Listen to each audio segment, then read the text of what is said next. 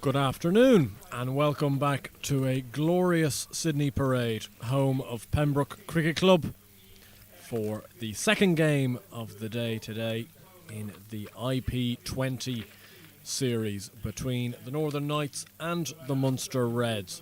The game this morning between the Leinster Lightning and the Northwest Warriors going down to the second last delivery, with the Warriors getting over the line by 1 wicket. Craig Young's heroics with the bat getting them over the line. So fingers crossed we have a similarly exciting game to finish off what's been a brilliant festival weekend here at Pembroke. Just a few minutes ago, John Kenny was out in the middle with the two captains. Let's see how the toss went. And so it's come to pass, the final game of this festival weekend. Glorious sunshine to wrap things up as well, which is fantastic. And we have the Munster Reds against the Northern Knights, and we've got our two captains here as well. We have Harry Tector from the Northern Knights and PJ Moore standing in because Tyrone Kane is out injured for the Munster Reds. Kevin Gallagher is our match referee once again. So Munster are the home side, so PJ, you're going to call. And the call is heads. It's a head. It's a heads.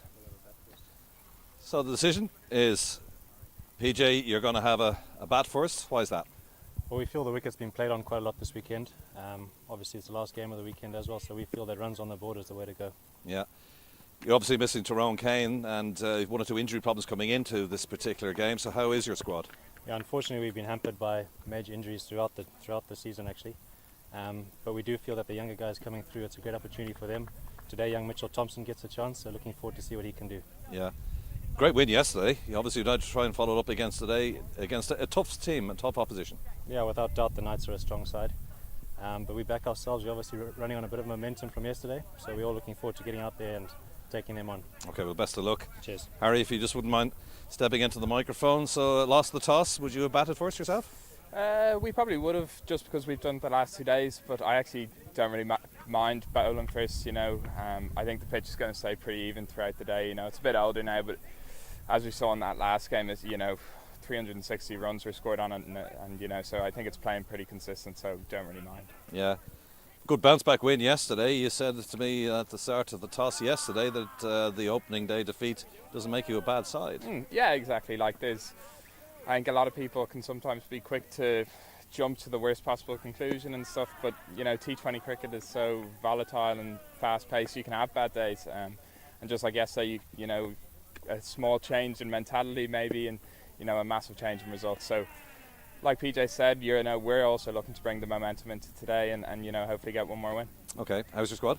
So we've one change. Graham McCarter's out and Carl Robinson is in. Okay, well, enjoy the game and Thanks, JK. hopefully it goes well for you. So Munster Reds have won the toss. They're going to have a bat. He's from South Africa. And welcome back, obviously, from the toss there. The Munster Reds winning the toss and electing to bat first. So they're looking to post a good score and maybe see whether we see a bit of spin later on in the game today. It was taking a little bit of spin earlier and has been doing so throughout the weekend, so that will be very interesting. We're about to start off here, and the umpires Paul Reynolds and Alan Neal are just about to go onto the pitch. I'm joined in the commentary box by John Kenny, who's come back from the toss, and fingers crossed, John, we get equally as exciting a game as earlier. Well, it'll be hard to beat that previous game, won't it? It went down to the wire, and a big total 182 chased down by the Warriors. Munster Reds getting their opening win yesterday. They've injury problems, as we know, and they've got no Tyrone Kane, so the captain has been replaced, as you saw in the middle there, by PJ Moore, the Zimbabwean. The Knights, again, no Paul Sterling in their lineup, but we knew that already. He'll be back for the Breedy encounter, winning their opening game yesterday themselves. It's all set up very nicely for next week at Breedy, and the second series of matches in this IP20 festival, as the two batsmen for Munster make their way out to the middle. Jack Carty is going to open the bowling the batting I should say, for the Munster Reds. And PJ Moore as the stand-in skipper today, wearing number 10.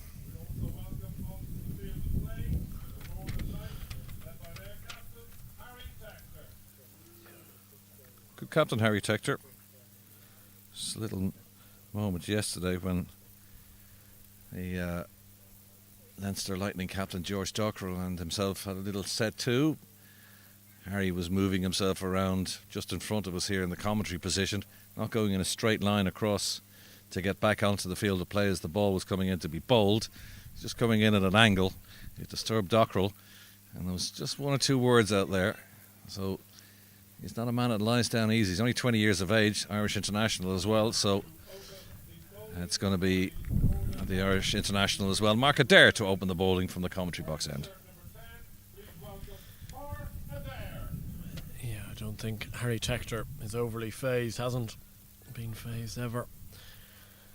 As a young man, he's gone through several different youth teams, at club level in YMCA, at interprovincial level, playing for the Leinster underage sides and Irish underage sides. He's always been a captain, always been a great leader. As he'll have been buoyed by the Northern Knights win yesterday. I think it was a bit of a bonus win. I don't think they were particularly expecting it even against the Leinster Lightning, but it gives them a great chance going into this final game of the festival at Pembroke this week. One slip in place for Jack Carthy, facing. Made his T20 debut for the Reds back in the 2018 Interprovincial Trophy.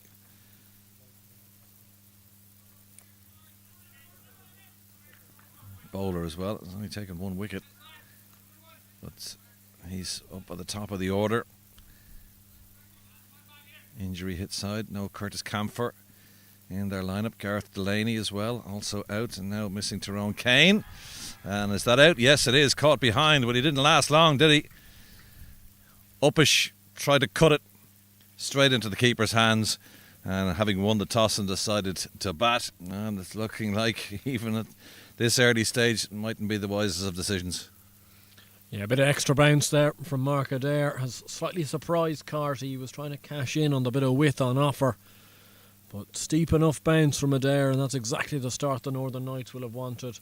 Always key getting wickets in the power play, and Mark Adair, he's one of the key members of this Knights side, and he's gotten the early work wicket of Jack Carty, who departs without troubling the scores.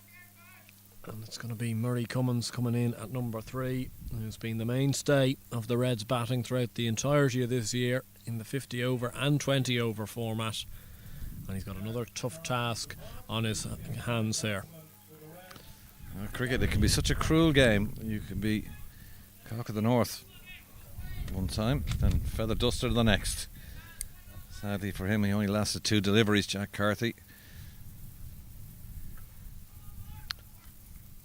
Beautiful afternoon here in Pembroke. We were expecting rain earlier this morning. It didn't come. Clouds have parted. A little breezy across the ground, but it's just cooling us down too. If you're sitting beside the walls around the ground, it's actually quite warm. And it's gone down the leg side. Murray Cummins just tickles it round the corner, and that's going to run away down the hill towards where the press area is, in that white tent you can see in your shot there, housing the press boys. And 4 runs to the Munster Reds. Lovely shot from Murray Cummins to start off with. It was a leg side half volley from Mark Adair. It was there to be put away. Just goes to show you the type of timing we're seeing from Cummins at the moment. He's just leant into that flick it away past short fine leg. Scored a half century against Leinster. Cummins, this one into the offside. Long chase down there. Pulled back before the ropes, and 2 to the total. He started with intent, Murray Cummins. He has indeed. And as I say, he's been so impressive with the bat, really thrusting himself into potentially Ireland recognition when he does qualify next year.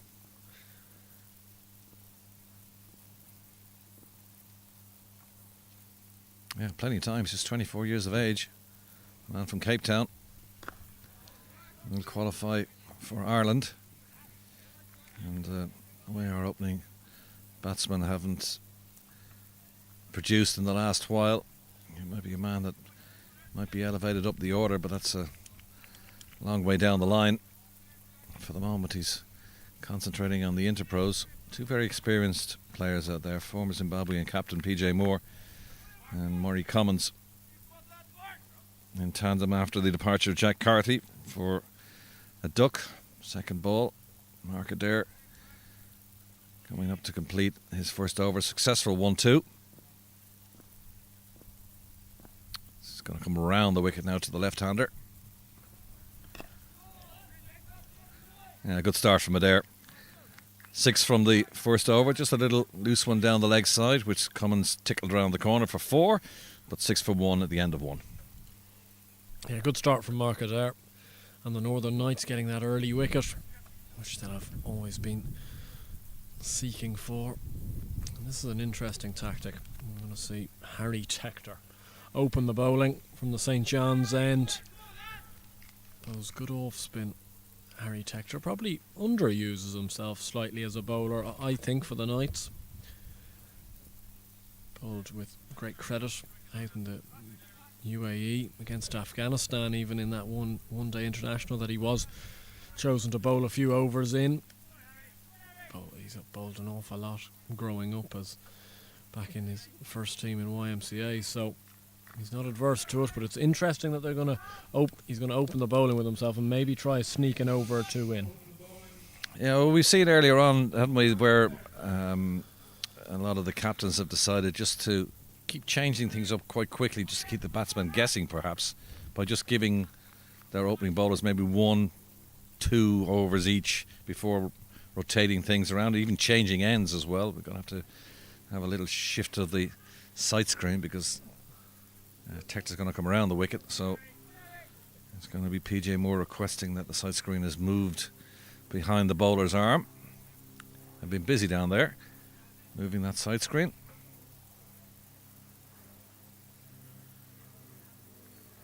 Perhaps the next time we're here we can get a bigger black background. Would necessitate that. And he's coming over the wicket indeed to the right-hander. Good start from Tector. Right on the money.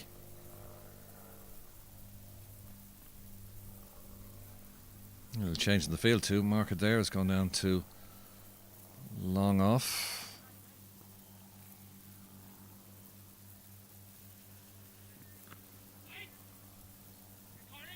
Weight is the call. Didn't get all of that. Yeah, he's really gotten away with that. Harry Tector with his field of square leg and short fine leg in the ring. That sort of a drag down is not the sort of ball he wants to be bowling. First time we got a chance to see Kyle Robinson this weekend. He's wearing number 9, the 26-year-old. Bowls leg breaks from North Down Cricket Club, Zimbabwean.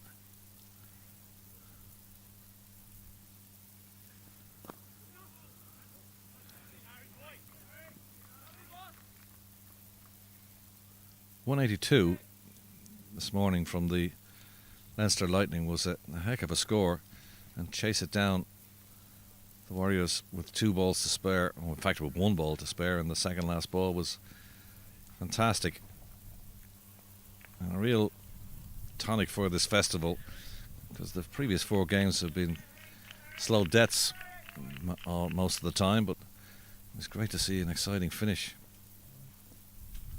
Let's hope we get more of the same here. Tector switching the angle of attack. They have to move the side screen again, so he's going to go round to Cummins.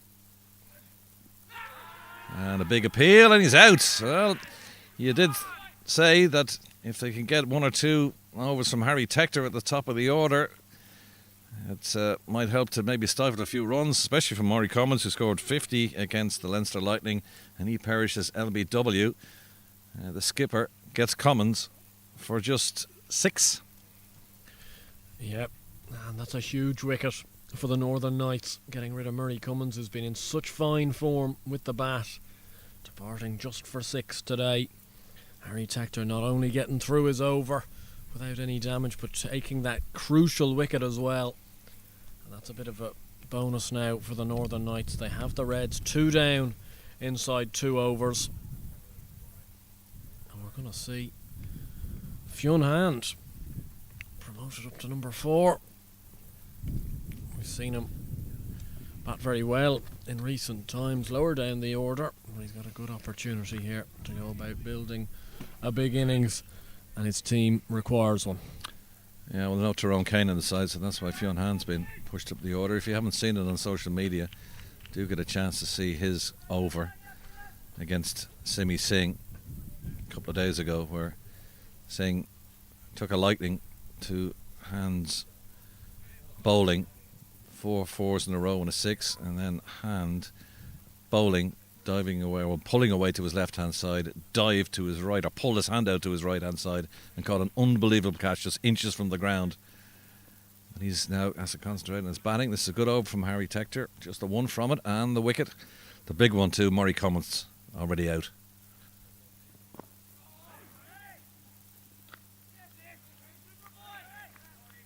Great over, Harry Tector. Just the one from it and the wicket. 7 for 2 at the end of 2. Yeah, brilliant start from Harry Tector. Very good and alive in the field as well there. Fionn Hand trying to push one down to long on for a single. Tector getting in the way and then tossing it over the stumps to Neil Rock, signalling his intent. We talk about intent so much of the time in a batting context in T20 cricket, but also very key when you're bowling, when you're fielding, to show an intent to all of your actions. And sometimes that means throwing the ball in hard to the wicket keeper, getting around each other, a few high fives in between overs, all that sort of stuff all adds to the intensity of the Knights in the field. We're going to see, as we saw this morning, an awful lot of changes of bowling, I suspect. And David Delaney, we're going to see him for the first time today from the Willfield Road end, off a shortened run-up, but he still bowls fast.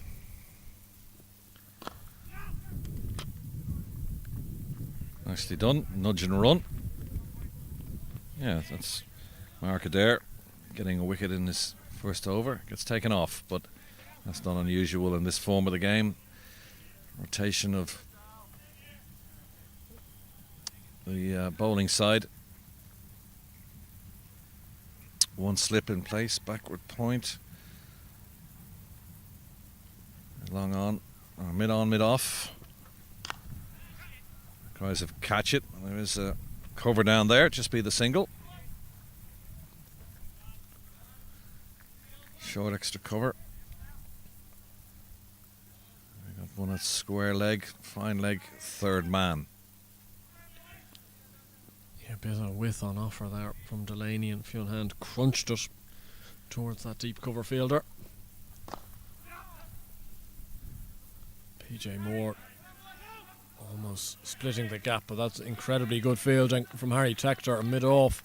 He anticipated the shot, made good movement to his left there to cut it off, and then a good throw in as well to stop a second. And leading by example, the captain. It's not easy fielding out there. I was out in the middle, as you saw earlier on, for the toss, and I was noticing some of the players, especially on the far side of the pitch. I know it's the rugby end of the pitch. Ball's been rolled towards them. They bounce and they bobble, and that actually bounced and bobbled in front of Harry Tector as well. We did really well to get his body and his hands behind that. It was a good stop.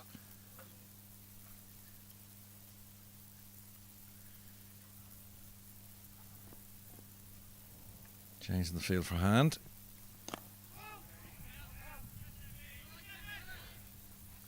Yeah, nice from Dave Delaney. Very Clontarf affair here at the moment. David Delaney bowling, both Fionn Hand and PJ Moore, new recruits to Clontarf this season as well. So all three of these guys will know each other very well, have played a few games together.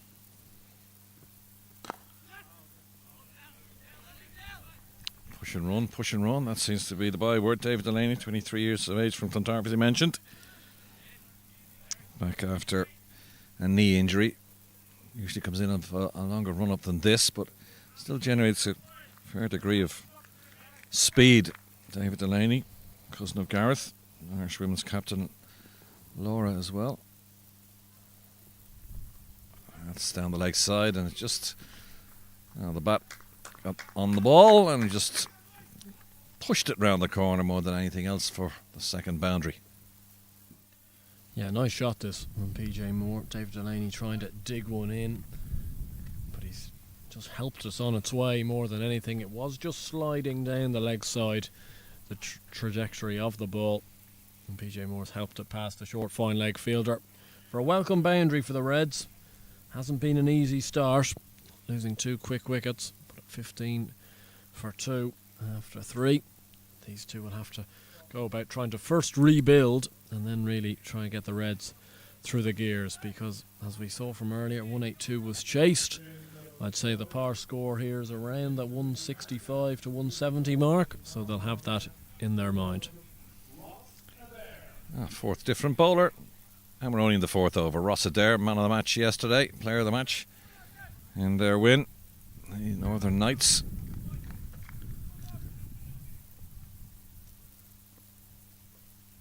Spin now again from the St. John's end. That's very flat, and that's a loosener. Let's give him a loosener, and that's thumped away by Fionn Hand. Did no second bidding or that, just a swivel on his hips, knock it away for the first maximum. Yeah, it was a drag down from Ross Adair, seam up, drag down, so it seemed, and Fionn Hand needed no second invitation to swing that one away. Much fuller and a wide. Just struggling a little bit to find his line and length. I know it's only 2 deliveries, but the first one was an invite to hit me, and the second one a wide.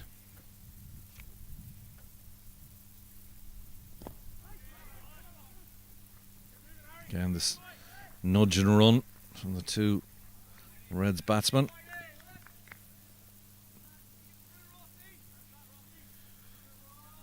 That's where the power play overs can be so unforgiving as a bowler, with only the 2 fielders outside the circle.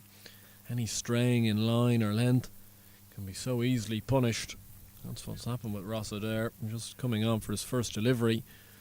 An awful lot of bowlers do take a loosener or 2, but in 2020 cricket there's just no way of getting away with it, as we saw from Fionn Hand there. It's down the leg side. Yeah, he's struggling out there. That's the second wide of this over. First ball went for a 6.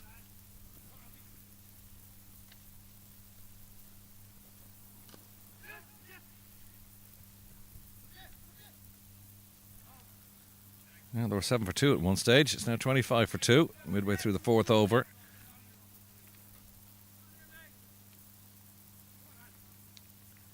I know they're all anxious to change the bowling and just vary things up. And once again, they're on the leg side, and they're going to run through for a bye, I think, or a leg bye, indeed. But Harry Tector, having taken the wicket, just conceding 1 run. Perhaps he should have kept himself on. He's bowling extremely well. Got the big wicket of Murray Commons, but decided not to change it to Ross Adair, and Adair, having conceded 6 off his first ball, now concedes a boundary straight down the ground. Yeah, another strong shot though from PJ Moore. Good to see PJ looking like he's getting back into good touch here. Strong shot. Ross Adair will be a little bit disappointed he hasn't stopped that, because once it's past him, it was always running away for a boundary. That's another shot right out of the screws. That's another 6 seconds maximum of the over, and the decision to bring on Ross Adair has not paid off for Harry Tector. They had them in trouble at 7 for 2, and they've just loosened things up here. That's a terrific thump down again towards that press area, and well, runs conceded in that over. 37 for 2 now after 4, having been 7 for 2 at the end of the second over. Yeah, 21 runs off that over from Ross Adair. Certainly not what the doctor ordered for the Northern Knights. Just didn't get his lengths right all over. He was straying down the leg side, but then those 2 shorter deliveries, they just sit up on this type of a pitch. It's a good deck here in Pembroke, and they're just inviting to be hit, especially to that leg side boundary towards the wall. And both Funhand and PJ Moore have cashed in, both with maximums.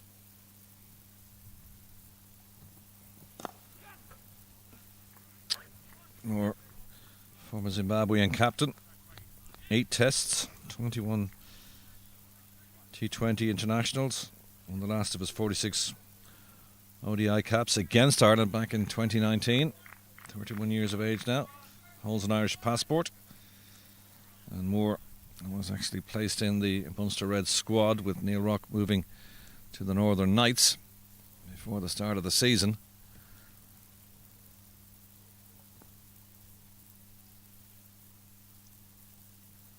Mark Adair on from our end. Back on after conceding just 6 runs, taking a wicket in the first over.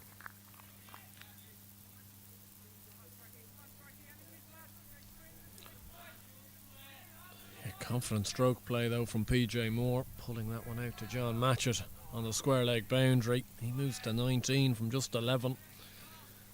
We haven't seen PJ at his best yet so far this season for the Reds. Could really do with a breakthrough innings today. That's well bowled from Mark Adair, just tucks up the batsman hand, who's moved into double figures now of just 9 deliveries.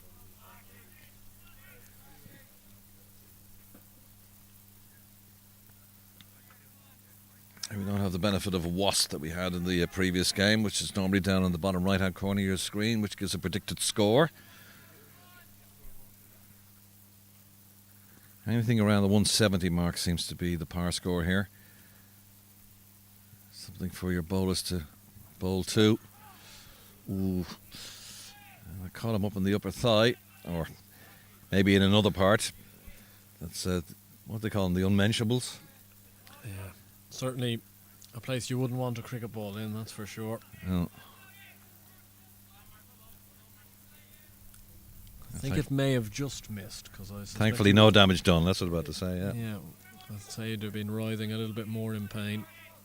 If otherwise, good ball from Mark Adair. Oh, the wasp is there. 170 is what I suggested, and the wasp is suggesting 170 as well. It's like a broken clock. You can be right twice a day. Yeah, well, I think that's been, as I mentioned, around that par score we've been talking about throughout the entirety of this weekend. We've seen when teams haven't got to that 160 score, they've struggled to defend.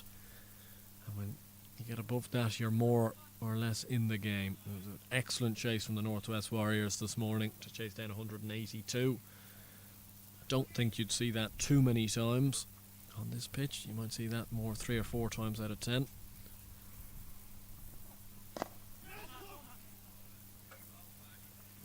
It's well run. And that ends the 5th over. 40 for 2. More on 20 off 12. Looks good out there. And a run of ball 11. Current rate of 8 runs and over is just a nice platform at the end of that 5th over. And with Ross Adair being taken off now, and Harry Tector coming back on, having taken the wicket of Murray Cummins in his first over. Gave the ball to Ross Adair. He got a bit of treatment, so Ross Adair just the 1 over before the captain comes back on to resume his spell from the St. John's end of the ground. Yeah, to be looking to try pry another breakthrough here. If the Knights were to take 3 wickets in the power play, that'd be a major moral boost and moral victory for them. Well, that one was dragged down and did its second bidding for the hike over the leg side boundary by PJ Moore. That's a fair old thump, and you can hear the crack of the bat as that whisked away to the boundary.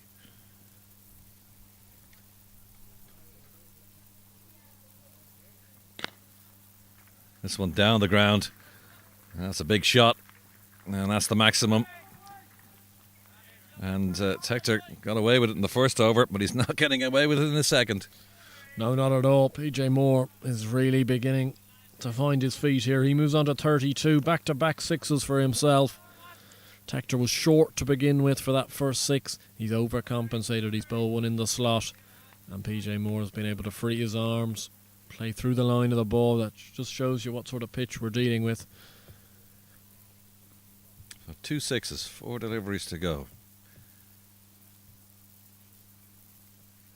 I won't get a 6 this time. Just the single. There is cover down there. That's good fielding and a good strong throw from the boundary edge. Just restricts them to a single.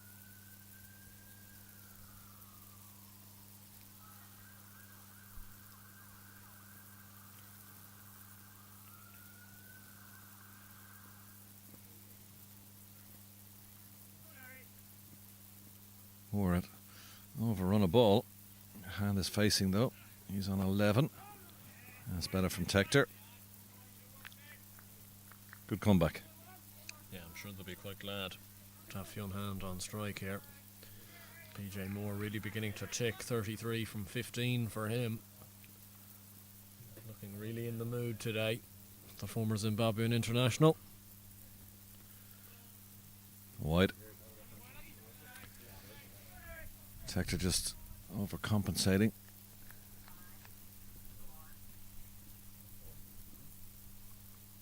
"14 runs from this over so far.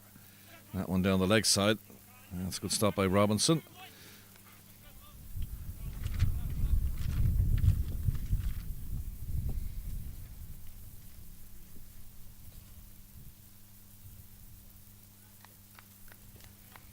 I know you weren't here yesterday, and we followed your exploits against Rush for YM, but I wasn't here myself for the second match, but watching it on the screen when I was in work, and I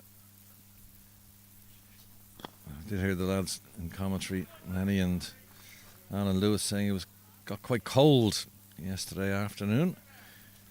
It's hopeful that's not the case. So 6 overs down, 56 for 2, Moore on 34, Hand on 12.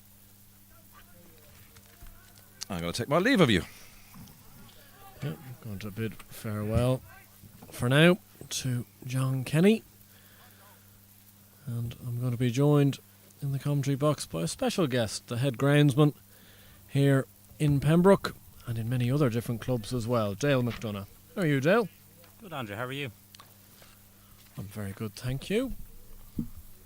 It's good to have you with us here for this middle section of this final game of the weekend.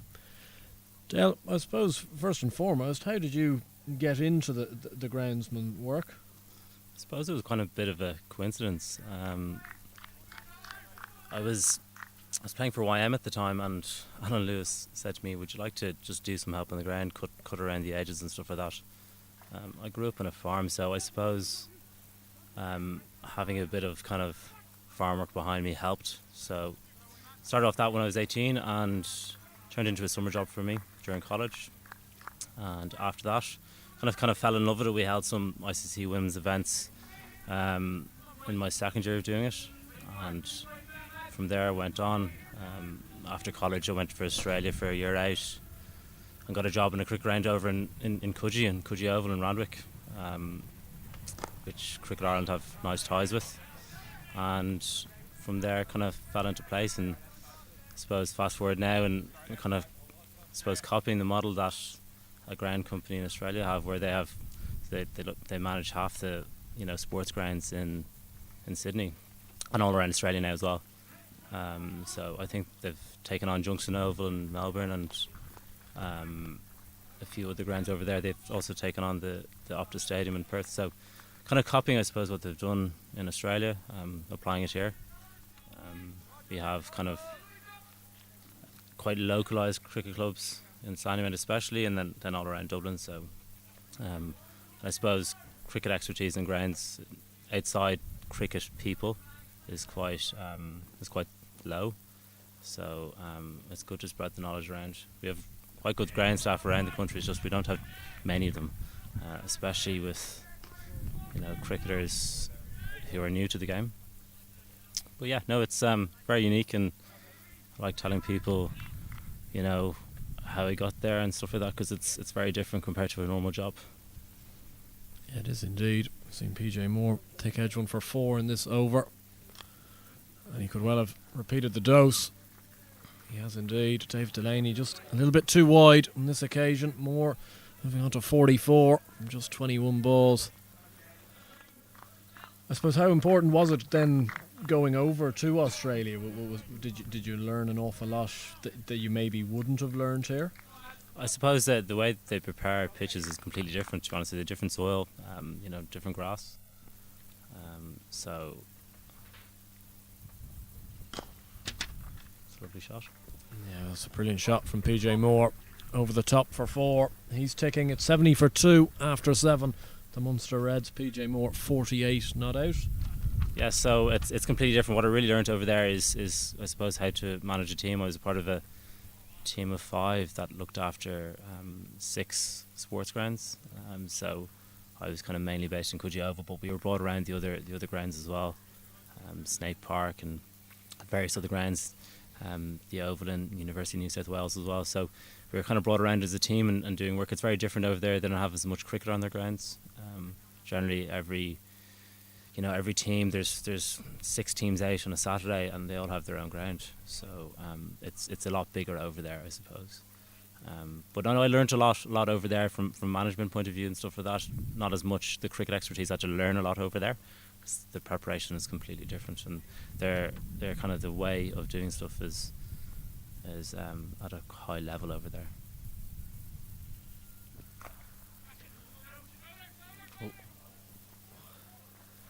Yeah, Ben White's just come into the attack, and Fionn there mistimed his pull shot, but it's gone for 4. Rossiter going for the catch, and it's just evaded him. And how much do you reckon at this stage is almost like creating a pitch, almost like an art form, almost like I know certainly over in England in county cricket that the groundsmen obviously are meticulous about that preparation of pitches. How important, obviously, the pitch when you're getting up, especially to this interprovincial and international level, is so important to produce a pitch that everyone seems to want everything. They want pace, they want bounce, they want spin. How hard is that to prepare? Very hard. Have a chance here. Yeah, that's a very good catch out on the long off boundary there. It's James McCollum out there, and Ben White has got a needed breakthrough for the Northern Knights. PJ Moore and Fionn had put on a useful stand of 67, but hand aparts for 16. Looks to be slightly limping on the way off as well. So hopefully he's okay to bowl later on. The Munster Reds 74 for 3. Yeah, I suppose it really depends on the formats. It is an art form, and it does depend on the formats. Like for this weekend, you're trying to want to get a true surface, very, very consistent and more favouring the bat. With red ball cricket and a bit of 50 over white ball cricket, you're looking kind of for a mix of everything. Especially red ball cricket, I kind of think a good pitch is something that seems slightly early on, flattens out, and then towards the end starts to spin. But it is very much an art form. I suppose that the guys over in the UK are probably at a level where they can use data a lot more than we can over here in Ireland. But we are getting there, we've, especially this year, I've really focused on taking soil temperatures, recording rainfall data at different venues, because that really helps in pitch preparation.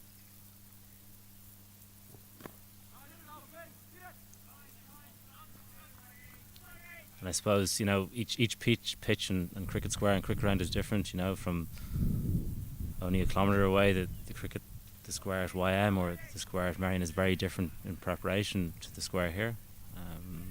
So for example, underneath the pitch we're playing on here, 6 inches down, there's a gravel base, whereas in Marion and in YM there isn't. So you have that to factor in, and also the various different types of loams as well.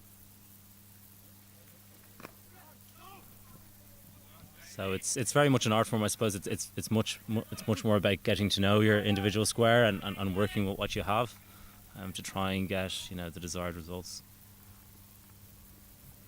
I've seen Matt Ford come in here at number 5. He's had an excellent weekend already for the Munster Reds. Be looking to continue that with PJ Moore, who's moved on to 49 not out, but a good first over from Ben White, just 6 from it, and a wicket. The Reds 76 for 3 after 8. And with what you've said there, was it important for you starting off in YM to kind of, before you branched out, to make sure you knew the YM square inside and out before then taking on other gigs? Yeah, I suppose it's a combination of two. You know, we in the second year when we had the Women's World Cup qualifiers, where Ireland just qualified against the Netherlands, it was there's a steep learning curve there. You know, half of the learning stuff is doing the work, you know, and actually spending time doing it, and the other half is learning off, you know, other guys with much more experience. I learnt a lot of Frosty in Malahide. He's very experienced, and a lot of the other guys in especially Cricket Leinster, you know, they had a lot more knowledge, you know, than me when I started out, and it's all about learning on the job, you know. That's what I feel, and then getting little bits and pieces from other places.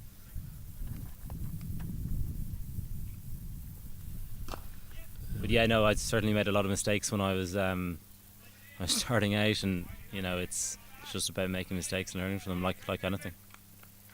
I've seen Luke Georgeson enter the attack here from the Wilfield Road end of the ground. More on 49 not out. Of just 23 deliveries. Great to see the former Zimbabwean international in the groove today. But he's going to fall short of his half century. It's gone off a thick outside edge off the bat of Moore. That's a good catch at short third man. Those can often be more tricky than they look. And Moore departs, and the Reds slightly beginning to stumble now at 77 for 4. With PJ Moore departing for a wonderfully constructed 49.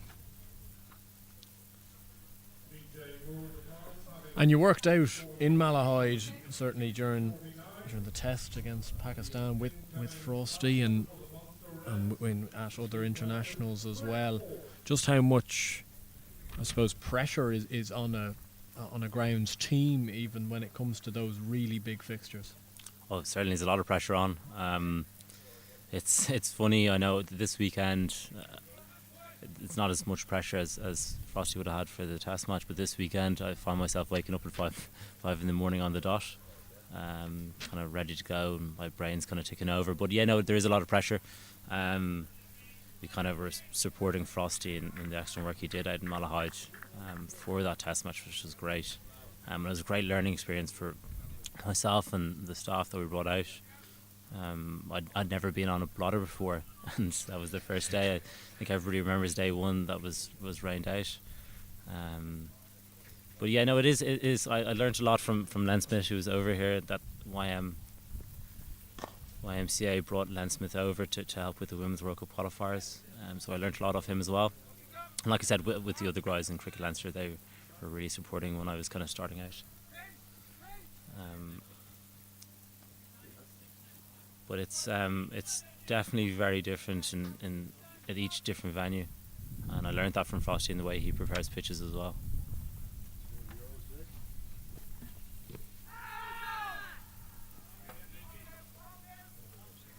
And in terms of probably at the start of the season, especially the start of this season, it was very hard weather for you to prepare for. Also, probably the uncertainty of when fixtures were going to be. How do you go about that when, especially, say April was such a bizarre month weather-wise? Mm-hmm. How do you even try to kind of work around that? Oof. Well, I suppose this year has been quite unique. The weather patterns are certainly changing throughout the year. You find that there's less frost, and that the frost during the winter really helps the square, develop, and it helps root growth, which is important. But in April we had 14 frosts, which is quite bizarre. In Dublin, I think we had 5 mils of rain. It was quite cold in April, and then in May we had 80 mils of rain in Sandymount, so massive comparison. and then in June we haven't had one drop of rain in Sandymount at all. So there's a lot of variations there, and certainly with the uncertainty of fixtures when they're going to be on, I found this year very, very tricky myself, especially in April. And you probably saw that in the games that we hosted here. Wasn't fully pleased with the pitches for all the inter-pro games here, but that's like everything, you've got to improve on each hosting of each games or each individual skill that you do, like everything. And you've obviously made your brand GM by choice, and it has grown over the last number of years as Ben White continues. And Matt Ford has swept that one straight into the hands of Mark Adair at deep mid-wicket. He was going for the big shot forward. Pressure was beginning to build, and the Reds are really faltering here. 78 for 5. They'd had a great platform set by PJ Moore and Fionn Hand, but it's all going against them now. It's a good catch from Mark Adair, straight into the sun, out on that side of the boundary. And they're in a little bit of trouble. Now as Greg Ford, who's yet to get off the mark, is going to be joined by Seamus Lynch, with a real task on their hands here to both rebuild this innings and try to get the Reds up to some sort of score. But the GM by choice brand now kind of well known throughout the entirety of cricket Leinster. You've got 4 grounds on the go, is it?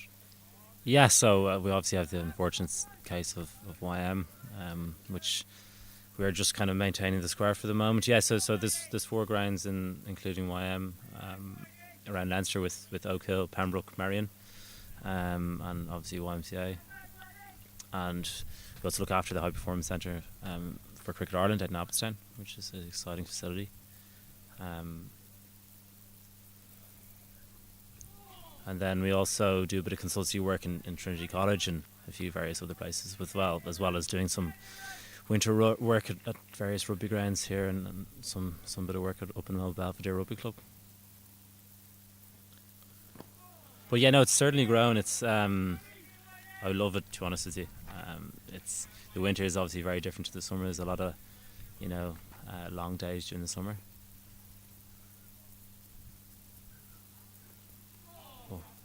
And during the winter, it's pretty much it's quite hectic. During the winter, a lot of people ask me, "What do you do during the winter?"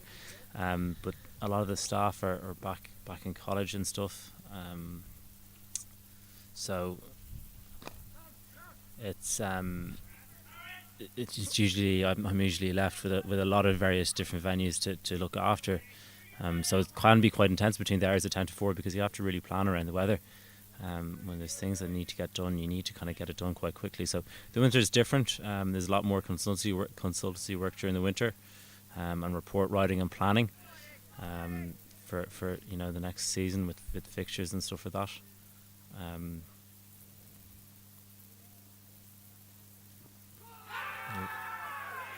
That's out. That's another one for Ben White. He's been superb today with his leg break bowling. And Seamus Lynch is going to depart first ball. This looked stone dead to the naked eye. Be interesting to see the replay. Ben White rushing one on there, and that looked fairly adjacent. That's 79 for 6. The Munster Reds innings is just falling apart here at the seams. And Ben White has been the key to that. He's been brought on. He's taking key wickets. And he's looked very, very impressive with his leg spin. Getting a bit of turn from this pitch. And I assume that's really what you were hoping the pitch would provide, that it would grow. There was a bit in it on the Friday for a bit of seam. There's been plenty of runs scored on it, but now we are seeing a little bit of spin as well. Yeah, I suppose naturally it's going to happen as the 3 days go on, and with the sun beating down this weekend, which has been great, and the nice warm weather, that has aided that as well. So I did add a bit of water to the pitch last night, just to try and flatten it out. So, which I hope has helped.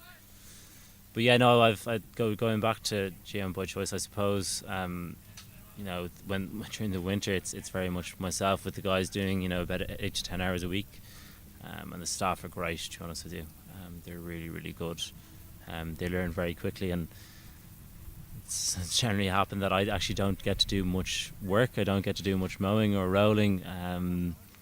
So there's a lot of management in there, which is different. Sometimes when I get a chance to sit in a roller, I really enjoy it and take solace in it.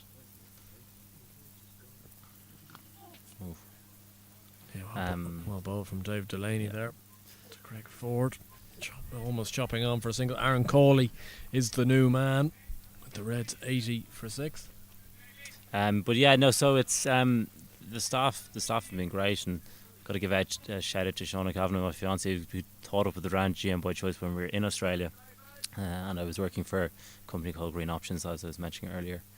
So it's growing, and hopefully it can continue to grow, especially as cricket gets bigger in Ireland. Just overthrow. That's super work from Mark Adair in the end, backing up for the second throw. Tector had thrown the stumps down at the non-striker's end. I suppose that cricket's growing rapidly, especially around Cricket Leinster and in other parts of Ireland. So something that we need to look at is continuing the growth of our facilities as well, especially within the councils in Dublin, and with other venues growing and cricket becoming bigger. It's something that we certainly need to look at. Yeah, Greg Ford's got that one away. He struggled to start off with just 2 from 8 deliveries up until that moment. He's got that away past mid-on, and it's run away for 4 on this lightning fast outfield. We're going to be handing over at the end of this over. So my final question, Dale, is where do you want GM by choice to grow to in the next couple of years and into the foreseeable future? I think we just want to have as many venues that host high standard of cricket, but also good club community cricket. That's important as well, and I just really want to grow the as a group of ground staff in Cricket Leinster. Really want to grow the expertise, because there's a lot of people out there that want to do well when they're doing work at their various grounds, and I think if we can help them out in any way, or if any other ground staff in Cricket Leinster can help them out, that's really important, because we're trying to provide the best facilities for cricket to be played and improve the sport in the country. So improving the whole facilities around Ireland is really what my drive is as well, as my own company. Yeah, Greg Ford, another boundary for himself. Pass backward point this time. Now just nurses one down to third man for a single. That's going to complete the 11th over with the Munster Reds 90 for 6. I'd like to really thank Dale for taking some time out of your day to come on commentary with us for a few overs. No worries, I really enjoyed it. And we are going to hand over. There's going to be a double change. Myself and Dale are going to step out, and you're going to be joined by Andrew Leonard and John Kenny.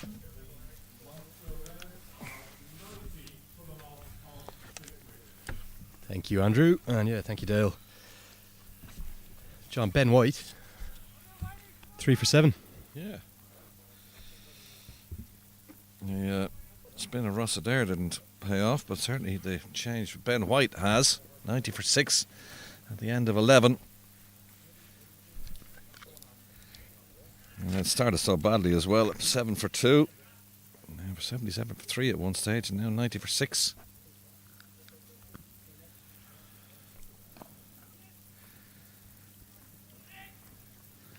I suppose Murray Cummins gone for 6, and then you take the heart of the team out with Tyrone Kane injured.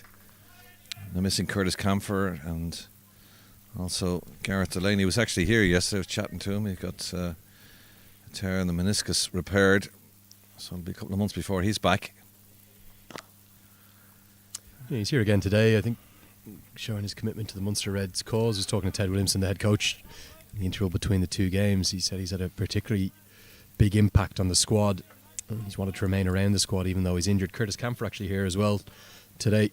So the Munster Reds trying to stay together as a unit despite those 3 big injuries. PJ Moore assuming the captaincy today. You can see the Wasp there at the bottom of your screen. 148 is the suggestion. There's 170 at one particular stage. And I think from this position they'd probably be quite happy with 148, John. They do have overs left to work with, but running out of wickets.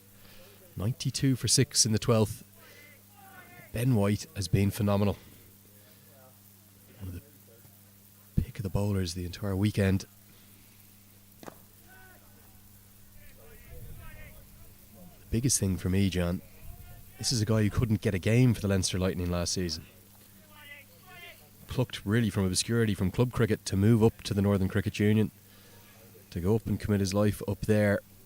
Looks like it's been a really wise decision. He's prospering up in Belfast. Oh, no doubt about it. He just couldn't work his way into that Lightning lineup. Got frustrated with it. CSNI is his club. Moved from Phoenix. 22-year-old Ben White wearing number 19. He's taken 3 for so far. And that's cries a catch, and that's gone as well. That's Ross Adair at backward point, and there's the 7th wicket down, and it's Collapso in the sunshine. That is beautifully bowled. Look at this, a flighted leg break from Ben White, a little slower through the air, tends to bowl really flat leg breaks. He's tempted forward into that to try and smash that. Over the offside, it comes off the outside edge, loops up to short third man. Ross Adair takes a simple catch. Ben White, the star of the show here. He's got 4 wickets. He's completely turned this game on its head. The Reds, after a big turnaround win yesterday, they're struggling. 94 for 7. Just 12 overs gone. They're in danger of being bowled out now, John. They are, yeah. Is that your car that you're calling out? You were illegally parked yesterday, I saw. I was illegally parked on Friday, John. It was a Friday, was it? All right, yeah. But today I've got away with it. Got in just in time to get an actual spot. Heatley Tector giving out about someone up in the car park. Gorgeous day, though. I've been so lucky with the weather this weekend. A little bit of warmth in that sun as well, particularly when you're down the famous Pembroke wall. Yeah, even beside us here now with the clubhouse as well, it's a white wall and it bounces off that, radiates heat. I'm not complaining about it, I can tell you that. David Laney's back in, or in fact, it's not. It's going to be Carl Robinson. The first time we've seen Carl Robinson bowl this weekend, I think. Yes. Yeah, another leg spinner. Very different action, though. Take a look at this action. It's not an orthodox leg spinner's action at all. You think about wrist spinners coming around, bowling classically like Shane Warne. Watch this one, very front on.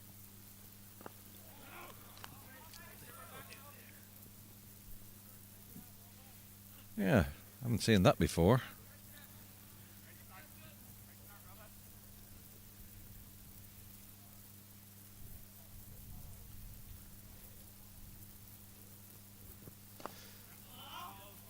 Yeah, it gives them an extra option, doesn't it, of course? Back at the hand bowler.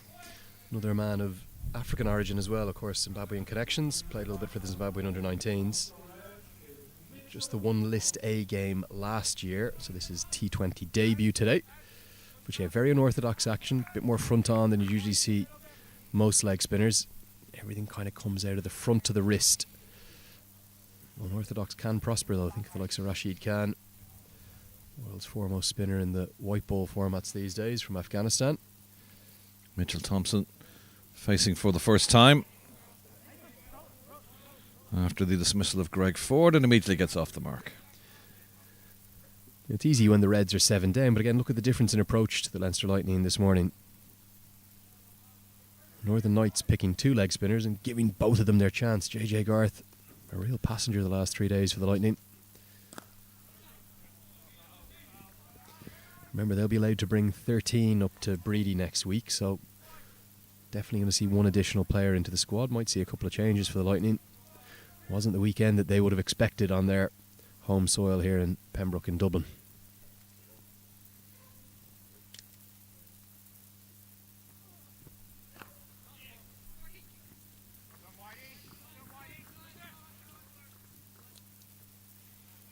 Strong work from Ben White in the deep. Yeah, good arm. Deep cover. That run rate is still okay, over 7.6. The big issue for the Reds is the 7 wickets lost. Mitchell Thompson's a good young cricketer. Aaron Coley, no mug with the bat, so still time for these two to build a partnership.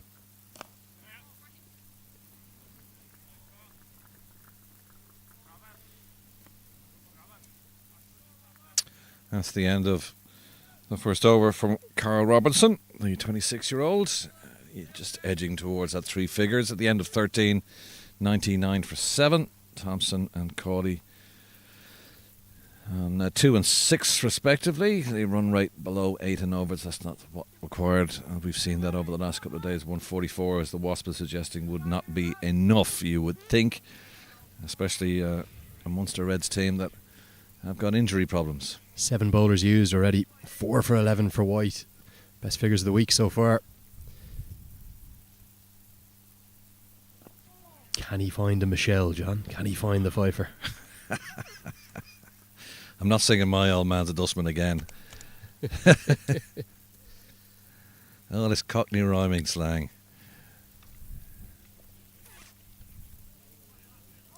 100 up. 100 for 7 in the 14th over. Ben White going to complete his 4-over spell. Bowling straight through. Taken 4 for so far. And does some smart fielding off his own bowling. Yeah, of course, he's bowling to a leg spinner himself. Mitchell Thompson into the Munster Red side because of that injury to Tyrone Kane. Hopefully we'll see him bowl his leg breaks later on. Ooh, and that's out. Well, there's your Michelle for. 8 wicket falls with a score on exactly 100, and the Munster Reds are in real trouble here. 5 wickets in a T20 is no mean feat. Ben White take about. Again, he bowls stump to stump so often. I think the only question for Paul Reynolds there was height. Mitchell Thompson, though, very deep in his crease. Again, he's not a huge turner of the ball, Ben White. A lot of his leg breaks just skidding on. I don't think that was a variation. I think that was a leg break again. Just skidding on a little bit. Mitchell Thompson not able to get any bat on it. And the Reds are in deep trouble now. 8 wickets down inside the 14th over. And it's all thanks to the leg spin of Ben White.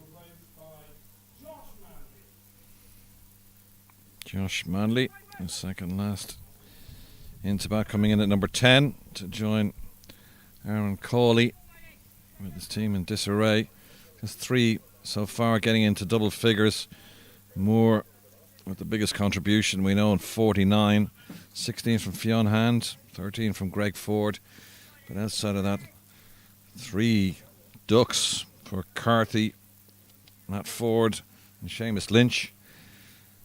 Not great contributions, and the big wicket, Harry Tector at the top, getting rid of Murray Cummins, LBW, for 6, and that's laid a kind of a platform really for this collapse, you'd have to call it. They were on 77 for 3. They're now 100 for 8.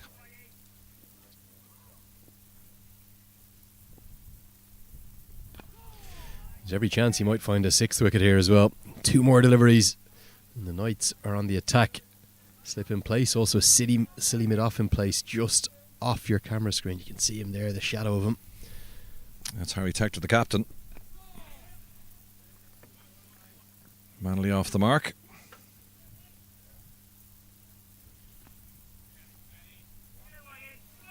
No, it's just a case of survival now.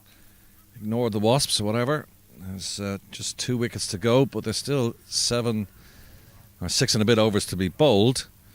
So occupy the crease, get as many runs as you possibly can, give your side something to bowl at.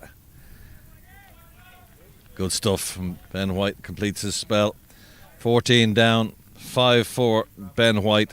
Terrific performance, and applause from those who are here at the ground for Ben White, taking 5 for in the T20 game. As you say, no mean achievement at all.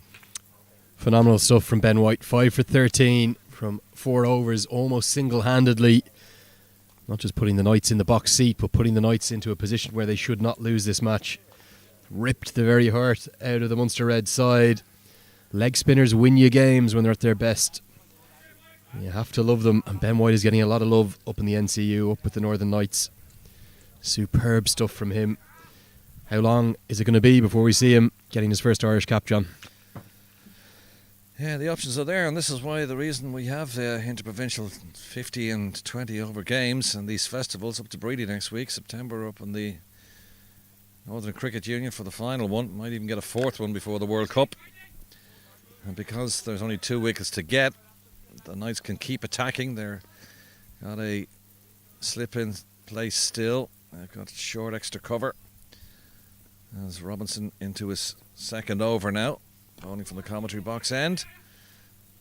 Shy at the stumps. And into Rock's hand, but the batters are home. Manley making his ground. Yeah, quick single. That's the 6th 5-wicket haul in the IP20 in the history of it. Craig Young has 2, Tyrone Kane has 2, and Shane Getgate has 1. So Ben White putting his name down into the folklore. Might not be his last either. Young man of huge potential. Think about the way leg spin is such a commodity these days. Get him into the national team. Let's see how he goes. Chuck him in against South Africa in the T20s. Let's see what happens.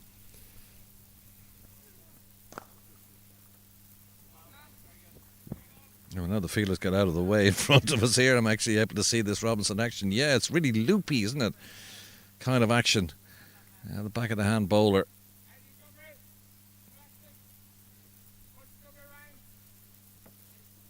Just the 2 runs from this first 3 deliveries so far. That's exactly what they need. Just to keep the pressure on. Slip has come out now for Manley. Harry Tector ringing the changes, constantly moving his pieces around the ground like a chessboard. And that's gone straight through. Ross Adair all the way to the boundary for 4. It's bibbly bobbly out there. I was saying earlier on to Andrew that the ground, especially on the rugby side of the ground, is very, very bobbly as well. It's very dry, and it can be deceptive at times, but Ross Adair just didn't get his body behind that and trickled to his legs. Yeah, it's cost him his side of boundary. Often at backward point, particularly the leg spinner bowling, it can be very difficult. The ball will usually spin away from you, spin to your left, because the extra revolutions that a wrist spinner gets on the delivery. And the cut shot adds to that. And the spin's done for Adair.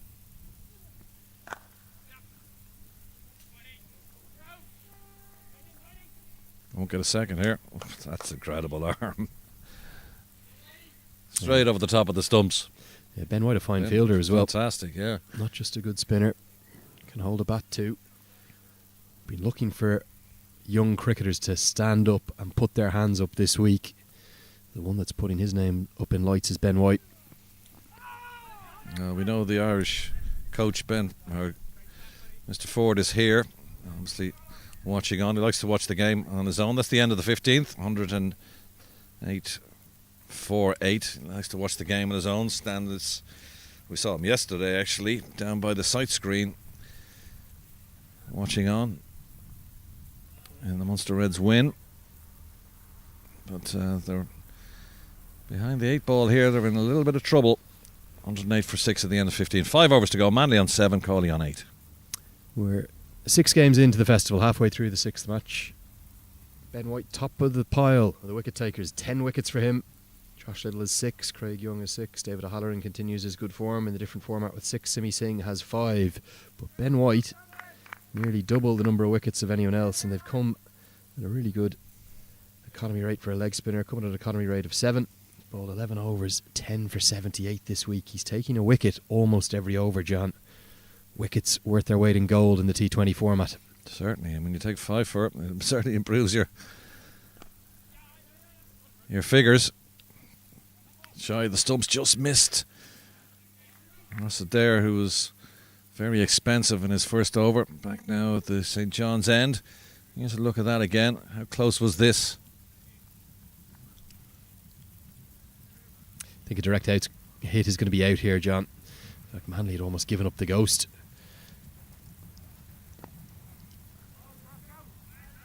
Good comeback from Adair so far.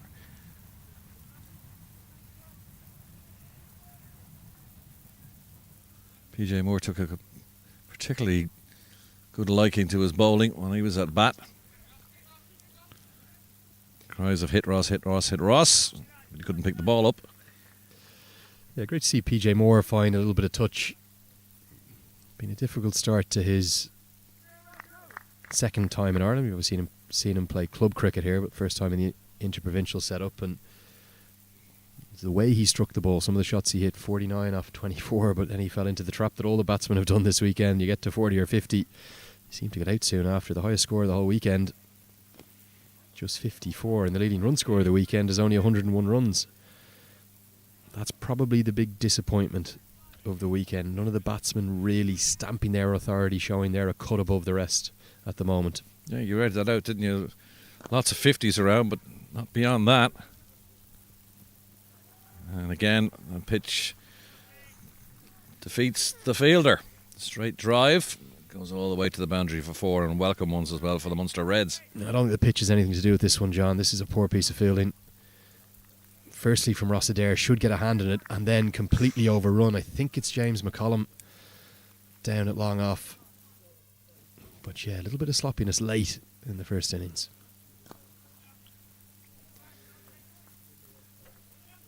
The funny thing about T20 cricket as well, John, all it takes is 3 or 4 moments like that. Yeah, change the game, change the Wasp. The Reds are in big trouble. They're 115 for 8. But all of a sudden, if they can find a little partnership the way Barry McCarthy and Josh Little brought to the Lightning in the chase, they can put on 40 or 50 or get 150 on the board. I'm not saying they're favourites, quite to the contrary. The Knights are favourites, but they have a fighting chance. Yeah, they've added 15 now for this, the 9th wicket. Cawley and Manley. Manley on 13 after 10. Cawley on 13. 4 overs remaining. So 35 in these last 4 would get them to 150. Addition was never my strong suit. But Robinson's going to continue now. He's had a good couple of overs. Gone for 12 off his 2 to date.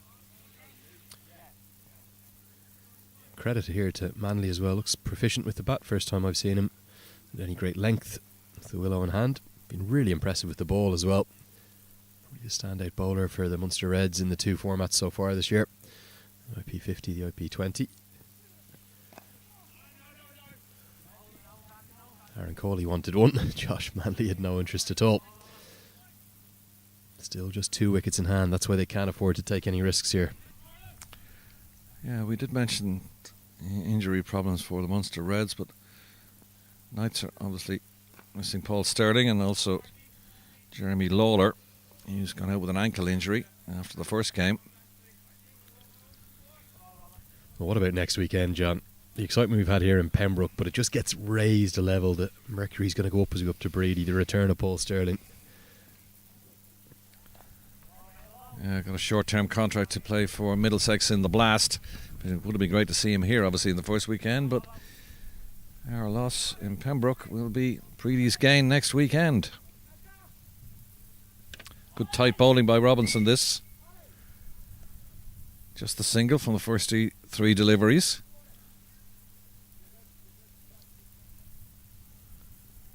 They can't take much of a chance out there. They just got to try and knock it around and get as many runs as they possibly can because only 2 wickets left.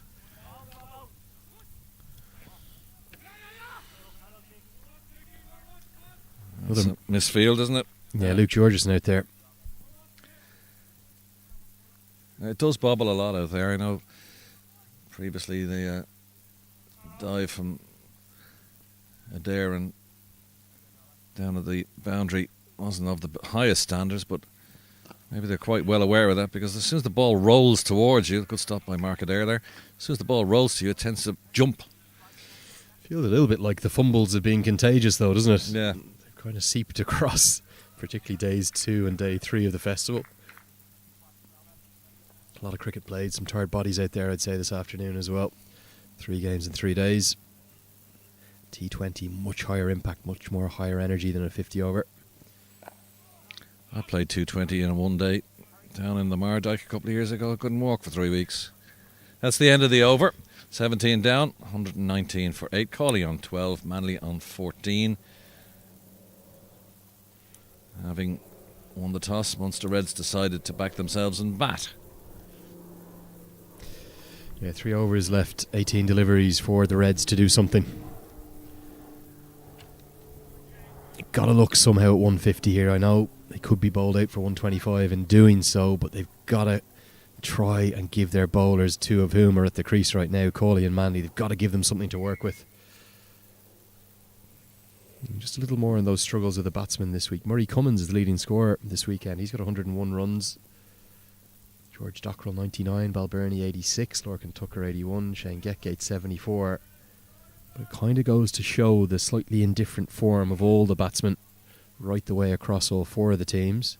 And even though we had a high-scoring affair this morning in what was a thrilling game, went right the way down to the second last ball, you would just question the continued lack of form of Ireland's batsmen outside of Paul Sterling. It's a real concern, isn't it? Oh, it's a huge concern, and we saw it in the Netherlands. Mark Adair's coming back on now from the far end, having bowled a couple from this commentary box end early in the Munster Reds innings. Irish international, bowled it right up on the block hole. Well dug out, actually, that one by Manley. Single to the total. Yes, eking their way to some kind of respectability here. Predicted score on Wasp is 138. 2.5 overs remaining. They came together, this pair, when the score was on 100, so they've added exactly 20 for this, the 9th wicket. Again, right up there. Manley again digging that one out.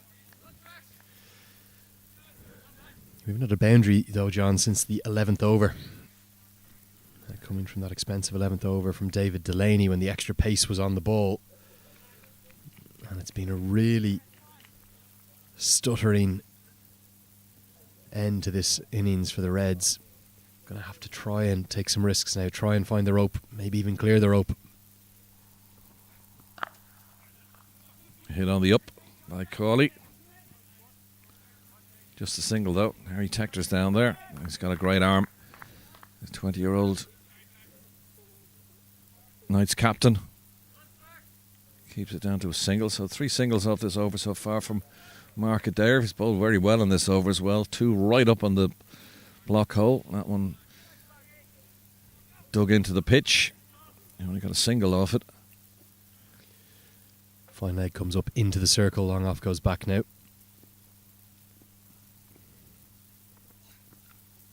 We can hear the nick. That's a good stop by Rock. He was going to his right, forced to dive away to the left-hand side. Gets a little tap from Robinson, and why not? It was a good goal-keeping stop. Yeah, good reflexes, really good reaction this, because his initial steps, watch his feet, will have been to the right, I suspect they were, and then he quickly went back to the left and came off the inside edge, the under edge of the bat. Reds perhaps unlucky not to get 4, but the Knights will be pleased with that. Good work from their gloveman. Yeah, he's quite a long way back too.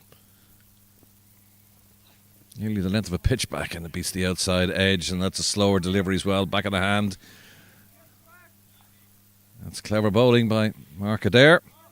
Yeah, great execution of skills, and something in the interval between the 2 games we were talking to both Josh Little and Barry McCarthy about why didn't they go for maybe a few more slower deliveries towards the end. I think they predominantly tried to go to the block hole. Maybe Josh Little attempted 1 or 2 slower balls in his penultimate over, but the perfect execution of a slower ball from Mark Adair. And again, that's a clever over from him. 3 dot balls to finish the over. Just 3 singles from it. It's not what the Munster Reds required. They're trying to occupy the crease for the last couple of overs, but Mark Adair showed all his skill and experience there. Just back after ankle reconstruction surgery. Looks very fit. Great arm as well out in the field. And that's a good over from him, just 3 from it. 122 for 8, 2 overs remaining. And as the 2 batsmen take a drink, John, I'm just going to bid you adieu because I'm going to go get ready for the Beyond the Boundary segment where I'm going to be speaking to the new Cricket Ireland bowling coach, Stuart Barnes. Stay with me for that. In the interval in between the innings, I'll pass you back over to Andrew Blair-White.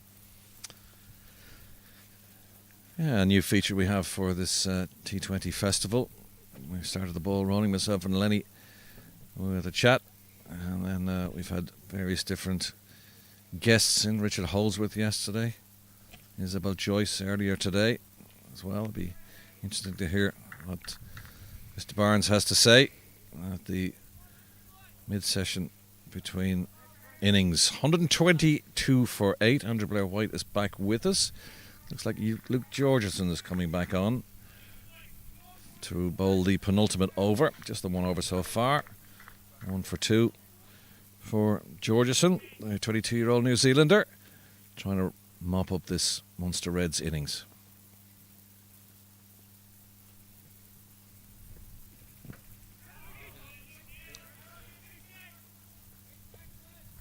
Yeah, well, these two have actually batted very well together. Aaron Coley and Josh Manley. To get the Munster Reds, or they're endeavouring to get the Munster Reds up to some type of target. And they both came together at less than 100 for 8. You're staring down the barrel of a very, very low score. And they've got themselves back up to a stage where they might be able to push towards 135, 140. That's well bowled. Called through there by his partner, Cawley. Nearly yorked him. Just the single.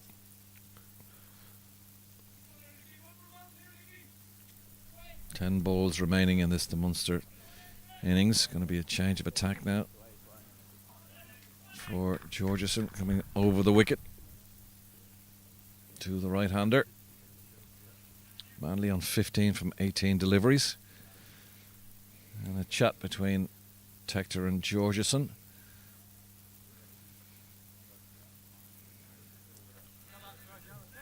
Yeah, there's going to be a change in the field. And a long off is going up into the circle, and they're dropping down outside the circle.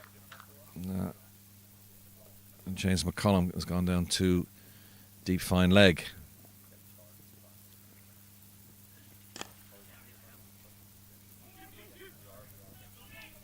We're going to look for two, but they won't take on the arm of Mark Adair, I can tell you that. He's got a thunder of an arm. And it was so hot as well that Neil Rock even couldn't hang on for it. Thankfully, they had somebody backing up.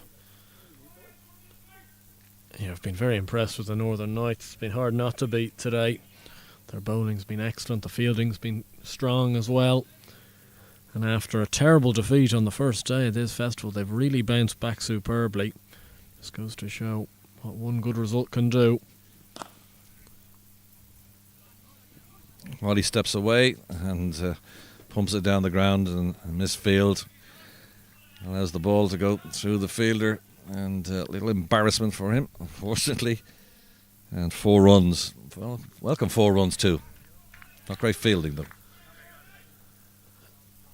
Yeah, no, not the best from David Delaney, and he knows it himself.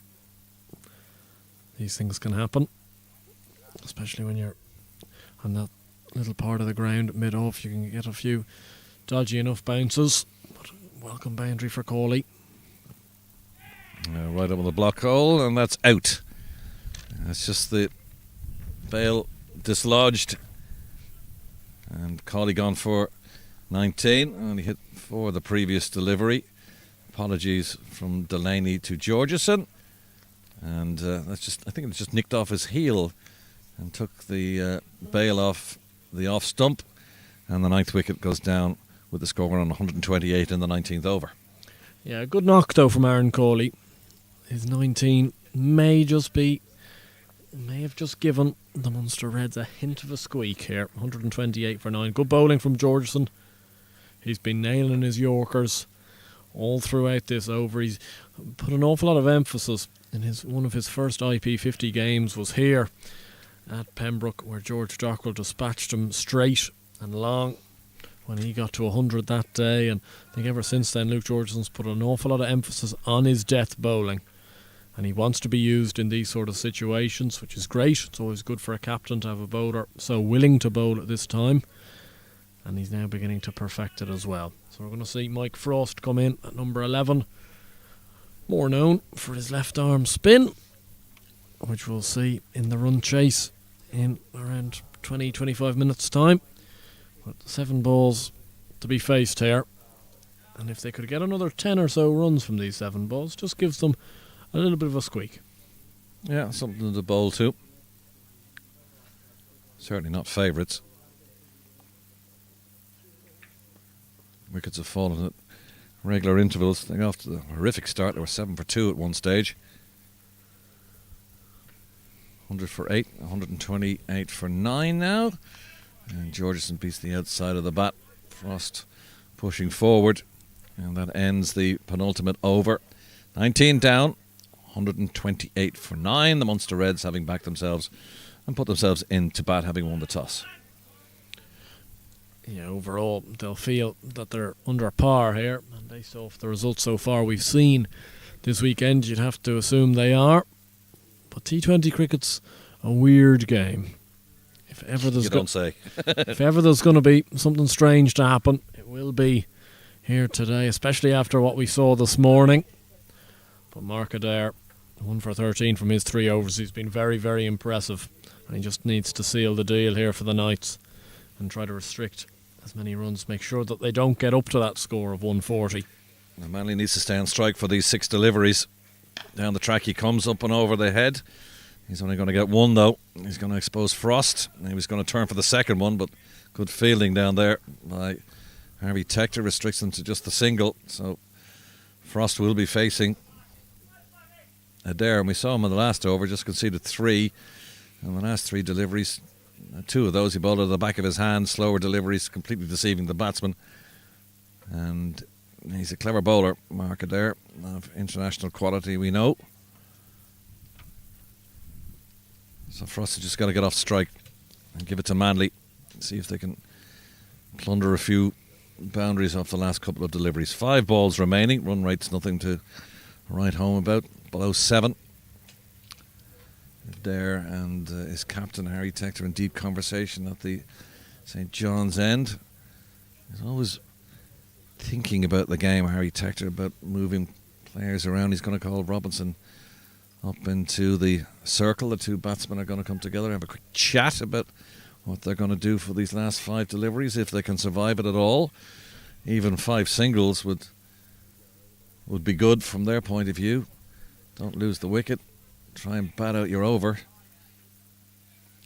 I think you hit the nail on the head there, John. I think Mike Frost just needs to get off strike here in any way. Just get bat on ball, drop and run.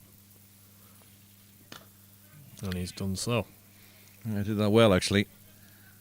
Not going to look for a second here. It's going to leave Manley on strike.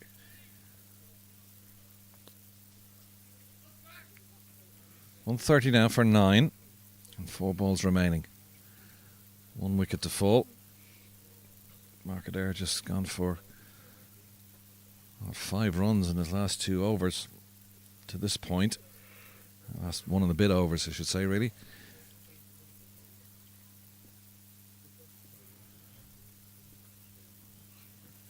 Bent is back there. Nice shot into the covers for 4 runs, and 4 welcome runs too from Manley. Up to 21 from 21. This is a good late order hit from Manley. Yeah, it's a good little knock, this, at number 10, added to Aaron Coley's 19. Really showing a few of the Munster batters that were ahead of them, just what sort of way they required to play in this sort of situation. 134 with 3 deliveries left. Manley crunching one through extra cover there for 4. They're going to look for 2 here. No, they're not going to call Frost back. He was looking for the second run, wasn't he? But fantastic arm of Harry Tector cuts off that supply. And so Frost will have to chase, or face I should say, one of the last 2 balls. 7 runs off this over so far. 2 remaining. Manley on 22. He's not facing though. Frost is. Again, a conversation about what they're going to do. Perhaps just drop and run. The wicketkeeper is far enough back. You can see him there. Neil Rock wearing 5.